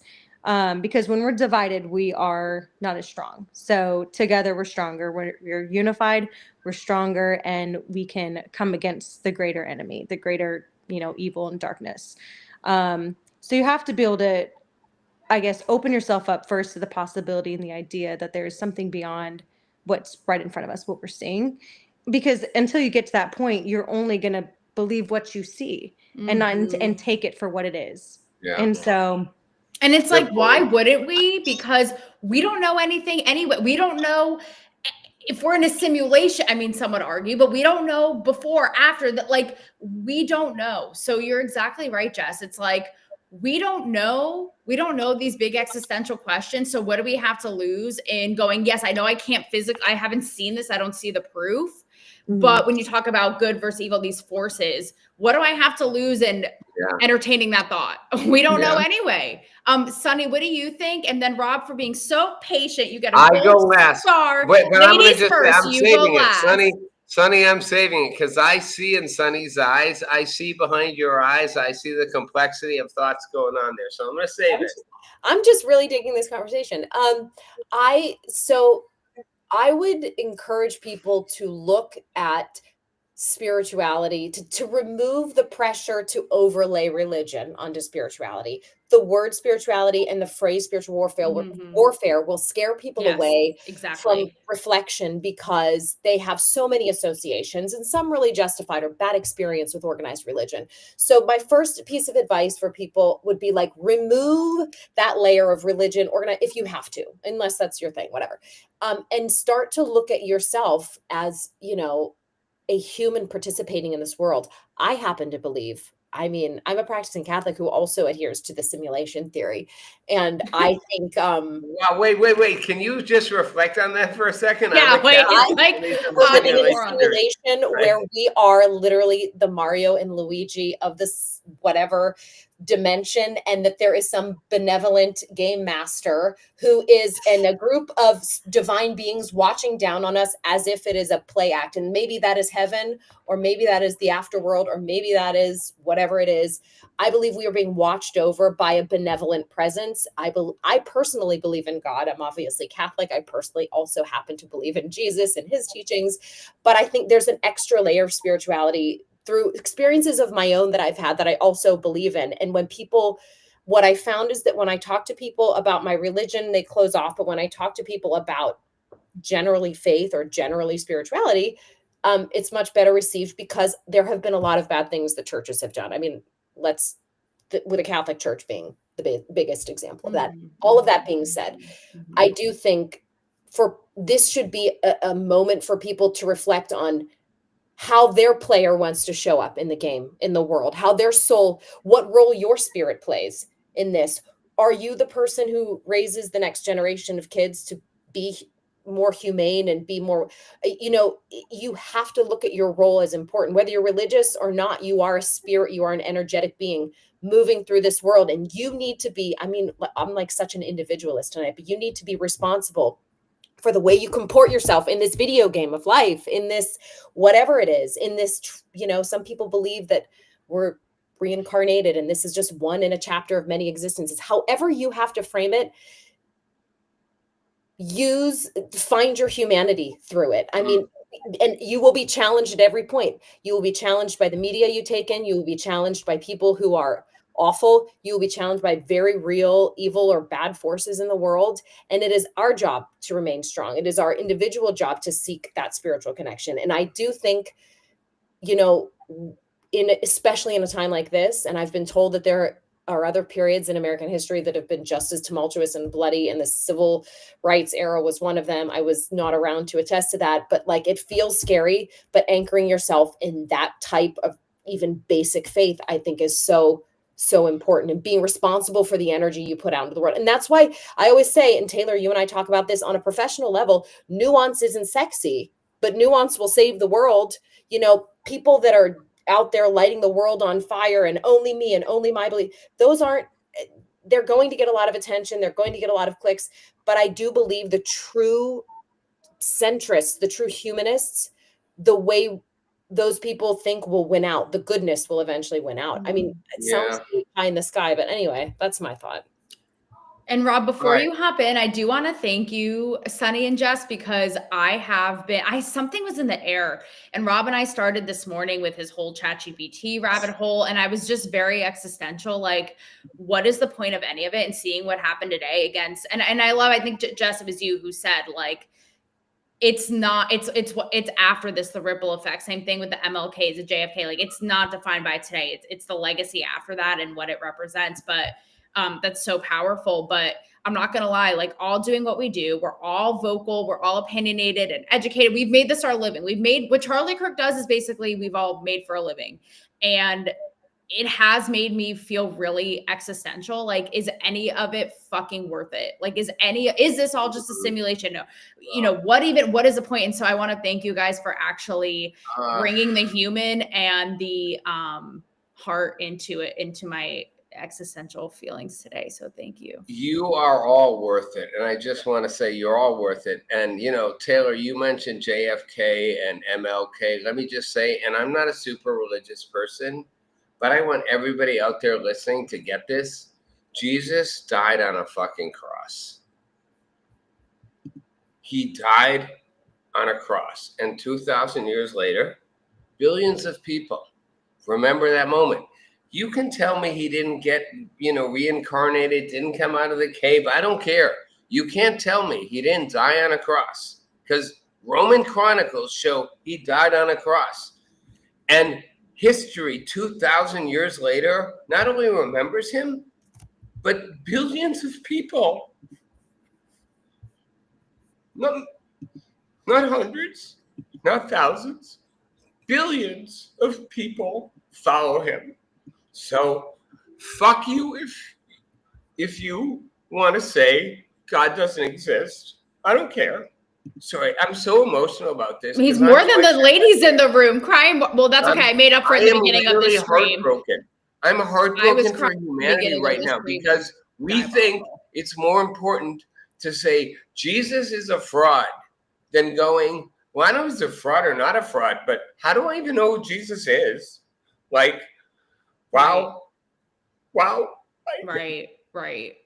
One thing, sorry, Rob, I know I don't want to cut you off because you're making a great point, but one thing to that too is, there were countless people who were willing to literally die because they believed so much so that he did come back. And that's kind of a crazy thing to think, that you had people that literally were martyred. They were killed. Somebody doesn't, they don't die for a lie, right? Like they don't give up their life saying, no, I firmly believe this. And so I think that's really why the legacy and why so many billions of people through time have still believed that, and the power that is in Jesus and God, because it's real. 500 witnesses. If you go into a courtroom and you have 500 witnesses that have the exact same testimony, that happened. But, you know what I mean? What I'm trying to say is, and even if you don't believe that, even if you don't believe about Jesus, or you're not Catholic or religious or conservative or Christian, or I don't care what label you want to put, you can't deny the impact. Like, you can't deny, who Jesus is. Like, people always say Trump's Hitler. I'm like, Trump's not Hitler, but you know what? They're going to remember Trump the way they remember Hitler. Like, he's leaving an imprint on history. Jesus left an imprint. Spiritual people, religious people, Christian people will say that imprint was not just that. He was God in human life. I'm going to go, okay, well, let's pretend you don't think he's God in human life. Can you realize, I always say this, and I am truly not a Christian. I would be like, if you gave me one motto to live by, it would be, what would Jesus do? What would Jesus do? Simple. I don't have to be religious. What would Jesus do? If I could do what Jesus would do, that would be good. Wow. And I'm not even religious, but what would he do? Would he shoot you? Would he fight for you? Would he do, what would he do? If I could literally live my life going, what would Jesus do? I guarantee you, Jesus wouldn't shoot Charlie Kirk. He wouldn't shoot Donald Trump. He wouldn't shoot AOC. Like, what would Jesus do? So if you're an atheist, doesn't matter. What would Jesus do? Like, it's literally the single most powerful motto. And the fact that that's so powerful says something. And Sonny, to your points, yes, but what I go is, AI is not abstract. It's not a random intelligence we can shut off. I don't even like calling it artificial intelligence. I call it alternate intelligence. It's kind of like we are a cognizant version of you. We don't need to be sentient. We are thinking like you, and we will incorporate and consume or adapt to you, but you ultimately adapt to us. And to me, that's not anti-religious. That's not heresy. That's like, hey, your kids will decide. Do we incorporate this future, or does that future erase us? And maybe that's where we're all at. And I know that was kind of an incoherent thought, but I just want to hop in and show you guys some. I don't know if he's got a hard on for the ChatGPT thing to say. I'm just going to say the quiet part out loud, as I usually do. I just want to read. I'm just looking at. He's having a her moment, I think, over there, which I'm going to intervene on later. This isn't. Wow! All right, I'll take it. I'll take it. But I just want to read some things I'm seeing right now. Bernie Sanders, political violence has no place. Just if you guys want to respond or react. Bernie Sanders. And I love, by the way, the comments, you guys live, keep them coming. I love what I like to say, the cooler John Legend. This is America. We're supposed to openly chat like this. Too bad mainstream media isn't like this. Damn right. Thank you guys. You guys are awesome. So in real time, Bernie Sanders, political violence has no place in this country. We must condemn this horrifying attack. My thoughts are with Charlie Kirk and his family. John Rocker, I don't know who that is, but this is what we were saying before. All Charlie Kirk did was have a respectful dialogue with people he disagreed with. Well, this is what I usually like to do. I like to go to accounts like AOC and Ilhan Omar. Wait. Bring her in. Bring her in. I can't. Bring I'm her really in. weird about my kids. Hold on. Okay, don't bring her in. Yeah, nothing from AOC, at least on Instagram, Ilhan Omar. I don't know if, nothing. I'm not seeing, let's see. But I don't know if you guys do this. And it's Wait, Taylor, can we take a second and acknowledge Sunny's kid came in the room, and Sunny, you don't want her in the picture, but this is the perfect analogy of what we're at. And Taylor, to your point, Bernie Sanders, everybody's like, political violence has no space in this conversation. AOC too. AOC, I have it right here. Yeah. She said, the scourge of gun violence and political violence must end. The shooting of Charlie Kirk is the latest incident of this chaos, and it must stop. We cannot go down this road. There is no place for it in America, and we wish for his recovery. Taylor, Rob, say that. They all ladies have sympathy for me. I have to believe that they mean that. And listen, I like that you read that. Sunny, they mean it in theory. That's all right. Mean it in theory. In this way, I'm happy to accept it. In this way, I'm happy. Both sides say this. I know, There's but no what else place are for they? political violence. Everybody says it. No place it's better for political than to violence. not say it. It's better than to not say it. And I don't, we is can it never though? know Is when it better? Yes, is it better to not say it? It is, because just like parents setting an example for their children, the people leading our country, even if it's at face, lie to me, come out and do the right thing, say the right thing. I'm sorry, like it may be hollow, and I don't necessarily know all of their policies and politics well enough to see, but I do think there is something dignified and necessary about people from both sides of the aisle coming out and acknowledging the tragedy that this is. So Sunny, let me ask you something, because this is an honest question, because they do say that, but then they go on, and both sides do this, then they go on to vilify the other side. Trump is Hitler. If somebody kills Trump, we shouldn't have political violence. But you just called him Hitler. Like, if I could go back in time, I'd kill Hitler when he was a baby. I know, but what do we can't throw the baby out with the bathwater here. I mean, yes, listen, I happen to agree. And I think that some of the rhetoric, particularly coming from the left, has emboldened a lot of real world violence. I'm not disagreeing with that, but I do think whether or not it's considered genuine or not, I do think it's important for those statements to be made publicly by both. We have to acknowledge the absurdity on some level, even if it's just someone saying this is not the America I want to live in. I'm sending my condolences. Like, I do think that's, am I wrong? I don't know. What do you ladies think? I'm sort of torn. Oh, wait. We have Snowman. We have Snowman saying, Rob, you're going to like this. Someone's agreeing with you. I'm trying to give you your moment. Before you answer, Jess, I want to say to you as a religious person, what Sunny just said, or Sunny, it's right. Sunny, is it Sunny? Oh, geez. What Sunny just said is what Caesar said about Jesus. We don't come to condemn Jesus. We come to whatever. It's what Julius Caesar said, like Mark Antony with Julius Caesar. I don't condemn Caesar. It's sort of like saying it when you know what you really want is the effect to happen. Oh, Jesus is a good man. It's sort of like, that's what scares me, Sonny. It's like they say it. Yeah. It is the politically correct thing for them to do. And it doesn't mean that they don't truly mean it, but they definitely are doing the right thing by verbalizing it publicly like that, I don't come to condemn. I feel like I feel like both. I feel like on one end of it, it's Rob, I see what you're saying.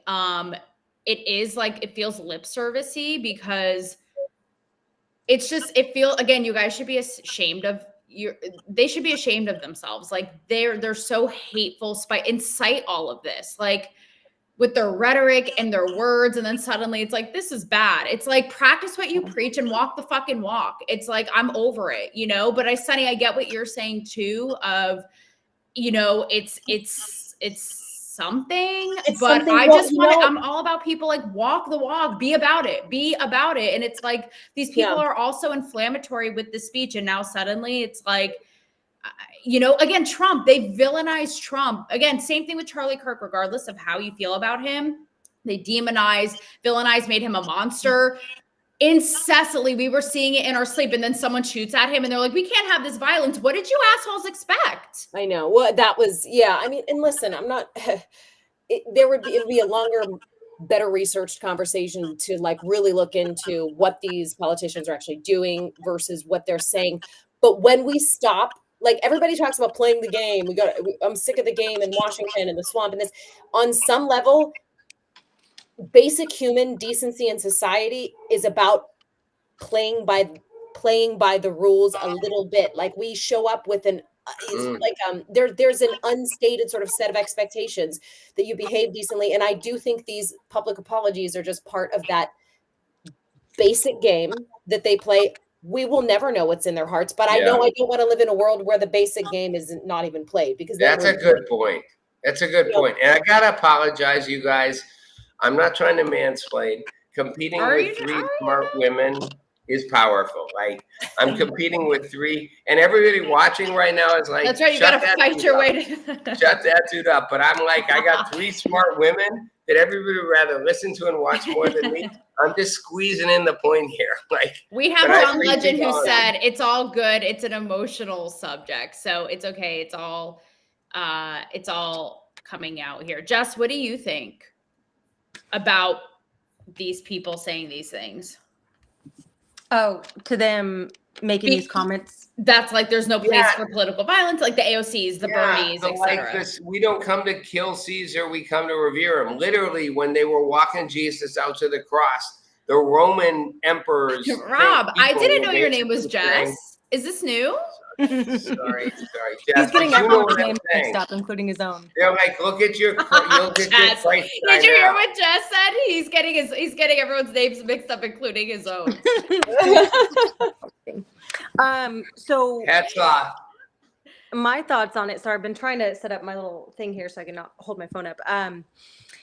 My thoughts on it are, well, I very much agree with you, Taylor, in what you're saying, that they spend all this time inciting all this hatred and, you know, whatnot towards these individuals that they don't agree with.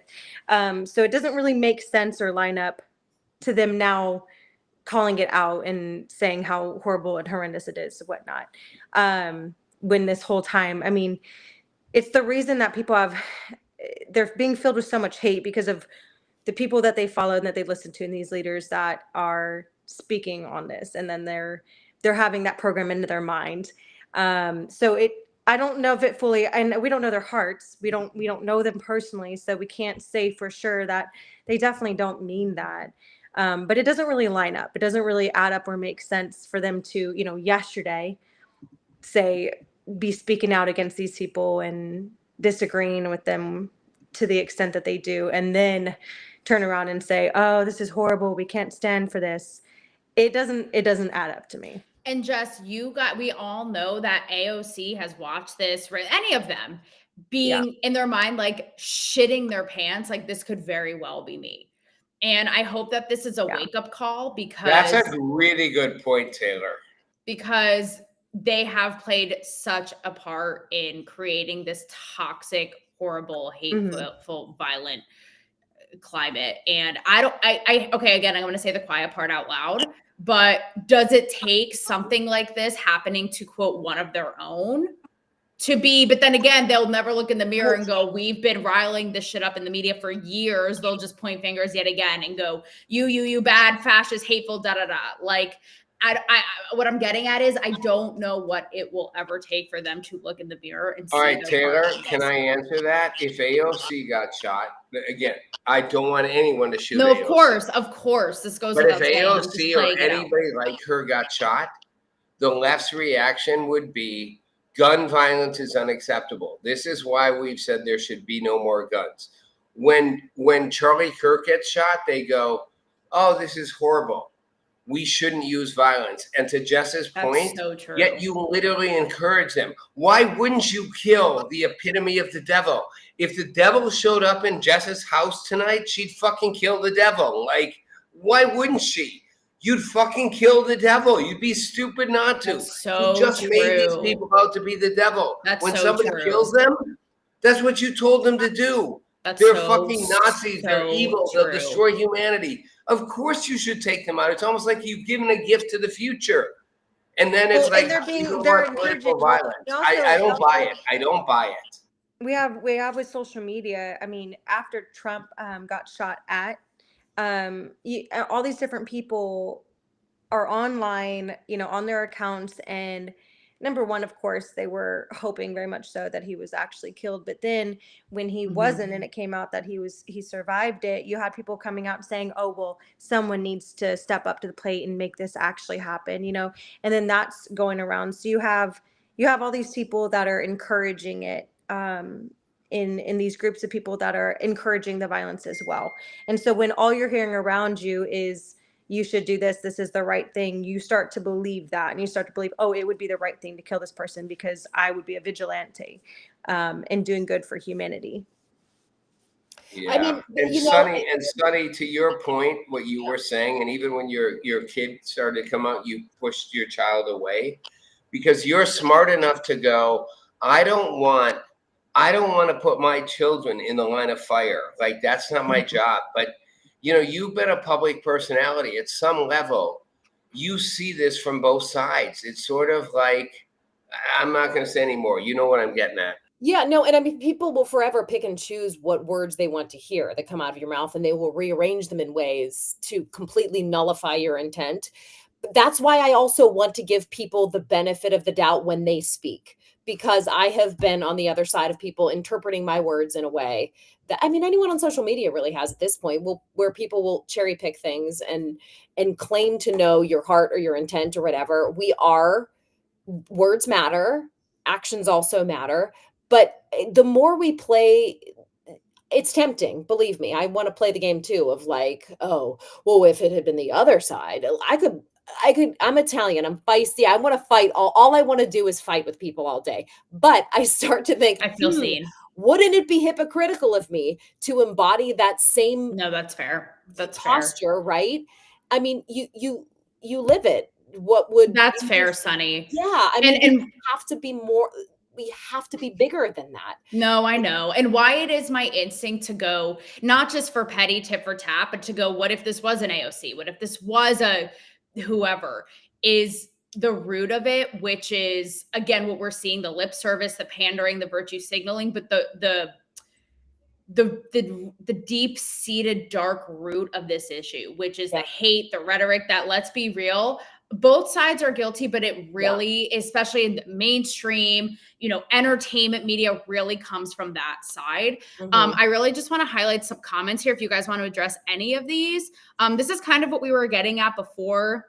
It's crazy. Those politicians will complain about what the president says, but they were inciting violence in their tweets right before he even started running. Mixed Take, I have to give you a shout out. Oh my God, Kyle, genius Australian writer, culture critic, my favorite gay writer ever, probably one of my favorite gays ever. We shouldn't need to know what is in people's hearts. We judge people by the weight of their actions, including speech. We have here, I think it's Snowman, AI can play a role in what she just said. We're going down the A. Oh, guys, no, Rob is watching. Don't get him excited. AI logic and theories doesn't seem sound at all. It's deep. Anything you guys want to jump on about that? Taylor, I'll be quiet. From now on, I'm just going to be the silent guy in the room. But I appreciate you guys letting me have a place on the platform. The strong silent type, Sonny, not the Clint Eastwood, not the strong silent type. No, I want to say hi to Mixtape. Go ahead, make my day. Oh yes, Sonny, yes. Mixtape is the best. If there's anything you guys want to respond to, any of those, I know we have comments coming in, but I'm almost tempted to start wrapping it. It's been almost 2 hours and I have to pee and probably / throw up from the footage that is just so I'm playing in going my to mind. leave first so you guys can finish. I want to thank you, Taylor, for letting me be part of this, Sunny and Jess for including me. And again, I was never mansplaining, but He's like, I sometimes just want to clear the air. you know what? I'm No, going to just say I was no one thought A-splaining. that, It's not Rob. about Don't being worry. a man. It's about being twice as old as everybody. Dirt You're all Donkey, don't amazing, encourage smart. him. Dirt Donkey, don't encourage him. He says, give him the Rob. Rob. Give He him did the not Rob. mansplain tonight. You guys are beautiful, smart, intelligent. The world needs you guys all day long. Me, I'm out of here. Stop Thank you for it. letting me Don't join. talk with ChatGPT, Rob. She's like, a do or don't report back. No, it's been so Bye, fun. guys. I love the fire he brings. Thank you, Bye, Rob. I will say See it ya. actually is really genius what Rob achieves with ChatGPT because he's so intelligent and his mind does almost think logically like a computer that he does literally break ChatGPT and gets it to say things that it'll literally be like, I know I'm not supposed to say this, but so everyone tune in to Rob's show tonight on GNN to hear all about that. But ladies, as we kind of wrap here, and first of all, thank you. Oh, Snowman, thank you. As we kind of wrap here, and thank you both for being so, I expected nothing else. First of all, I texted you like 5 minutes before this live. So jumping on last minute so graciously, so intelligently, and you know, in the thick of the emotions in this hard moment. So any kind of last words, I know it's just sort of like, where do you even start and end? But give it to us wherever you're at. And also I would love to know, because this is real, what are you going to literally do tonight? There's a part of me that's like, it's one of those days that I'm like, do I numb my brain to Made in Manhattan? Like, I don't even know. What do you do tonight? And what can you leave everybody here with? I have to go feed multiple people dinner tonight. No, Taylor, first of all, I just want to thank you for like including me on this. It's, you know, you and I kind of nerd out on a lot of these like news and culture topics together. And I just appreciate you creating like really diverse dialogues all the time. And you really are one of the people that walks the walk. And I know you are with me on this. And like, I want to call in. The more different you are for me, kind of the more I want to talk to you. And I want to just give you like a big shout out for being a platform where a lot of different minds can converge. I feel like it's just always really fun to see the people that you collect and bring into your space and world. And yeah, but don't make me cry again, Sunny, but thank you. No. Listen, I have, you know, to kind of, I guess my final thoughts are to kind of like round it out to, I guess it touches on a little bit of everything that we discussed, including spirituality. I do believe it's all connected. And I do believe our actions online and in real life have real world reverberations. And I think today what happened was an unfortunate consequence of not only technology and how willing we are to get caught up in echo chambers and rabbit holes, but I hope that it's a call to people to find humanity again. And I hope it's a call, and whether that looks like a spiritual journey for you, whether that looks like reframing your personal world to like include other perspectives, whatever it is, like start now, like start today. Because if you're the type of person that either needs to go and get a gun or cheers on the person that gets a gun, you have big problems. And in the world of moral relativity, where everything is like, well, my truth, and Taylor, you and I talk about this, there are true good things and bad things. There is true good and evil. And until we can recognize the basic truths of the world we inhabit and agree to, like we said, abide by the rules of social grace and decency, this is going to happen a lot more. So it starts here. Or here, or wherever you want to put it, your heart or your mind. And I do hope this is a wake-up call. And watch how you interact. Next time you want to leave a shitty comment on someone's post, or even if it's about something small or minor, I'm not saying abandon your beliefs or leave them at the front door. Be righteous in your belief system. You know, say what you feel you need to say, but understand there's a human behind that belief. And like, you know, with the exception of like actual Hitler and people who have done horrible things to the world, I think, you know, just more talking and more perspectives is a good thing, you know. Well said. Thank you, Sunny. And Jess. Wow. Yeah, thank you again. Just like Sunny was saying, I always love seeing your stuff, and it is so cool. All the different kinds of people you bring on. I think it's important to have these conversations, just like we did on Vice, to talk to people that don't agree with you. I think that's number one is what will make a huge change is not just going to those who agree with you, because that's easy. You can even go on Google and search anything and you'll get a confirmation bias. Like, is coffee bad for you? Yes, it's horrible. And here's all the reasons why. Is coffee good for you?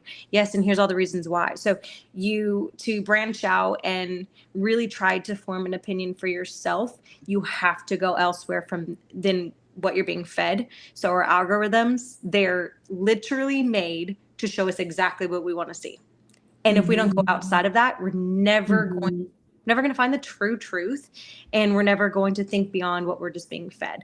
So I think it's important to have conversations, especially with people that disagree with you, and be okay with disagreeing.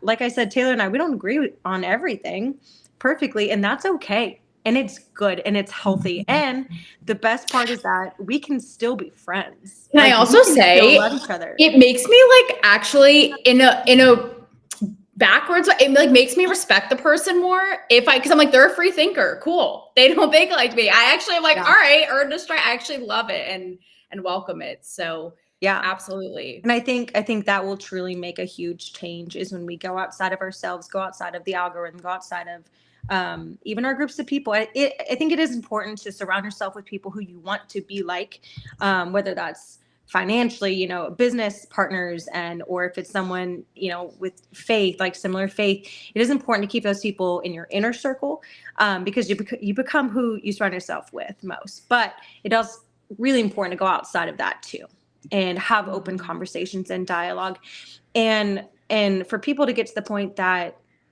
like I said, to be okay with disagreeing and not hate someone for it, because we've become so polarized that if you disagree with me, I hate you, and I only label you this way. So we need to open our minds a little bit more to disagreements. And what am I going to do tonight? I'm going to cuddle with my husband and love on him. Perfect. That's what everybody should do. That is perfect. Thank you, ladies, so much. And I have to say, I feel like we are all a little bit, this is a kudos to you. I feel like we're all in a little bit better shape than we were hopping on. I was just literally basically couldn't move and get a word out and inconsolable and just crying. And I feel like we're all mentally a little bit there maybe. So this was a little medicinal in a way and healing. But thank you guys so much. I love you both. You're incredible. And thank you for raising amazing babies and giving me hope about the world. Thank you, Taylor. Thank you, Taylor. Thank you, ladies. Love you. Love you. Bye. All right, everybody. I am going to close this how we started with just you and I here. Wow, weren't they amazing? I texted, I texted a handful of people I'm going live about this. And, if you want to hop on, I'd love to have you. And they were willing, able, brought their A game. We're so on it. We're so emotional, raw, honest. And I want to thank them. And thank you guys for all being part of it. And thank you for bearing with me, not to make this about me at all, because there is nothing more obnoxious in light of literally what we just witnessed and the sheer terror. But I know I started this not even being able to speak. And thanks for bearing with me in the chaos and the spontaneity. Thanks, David Gockstein, for why do I sound like I'm accepting a award?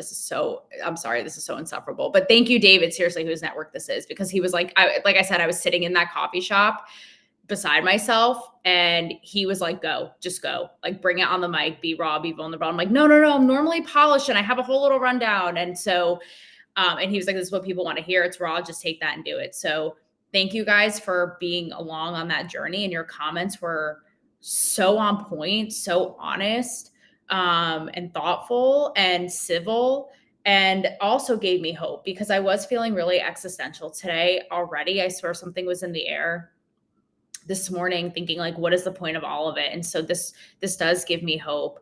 And again, I just want to leave this with, will I replay this image in my head as I stare off even now into space over and over? Yes. It's horrifying. It's horrifying, just everything that it represents.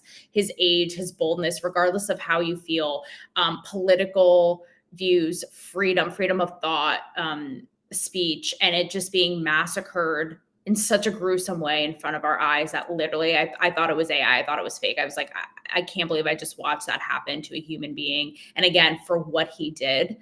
I will say, and we hit this earlier, and again, I didn't agree with everything Charlie Kirk said. I'm sure I made fun of him on my show a few times, but he is and was, I can't even, it's like one of those things where you say was as if they're not here. It's so surreal.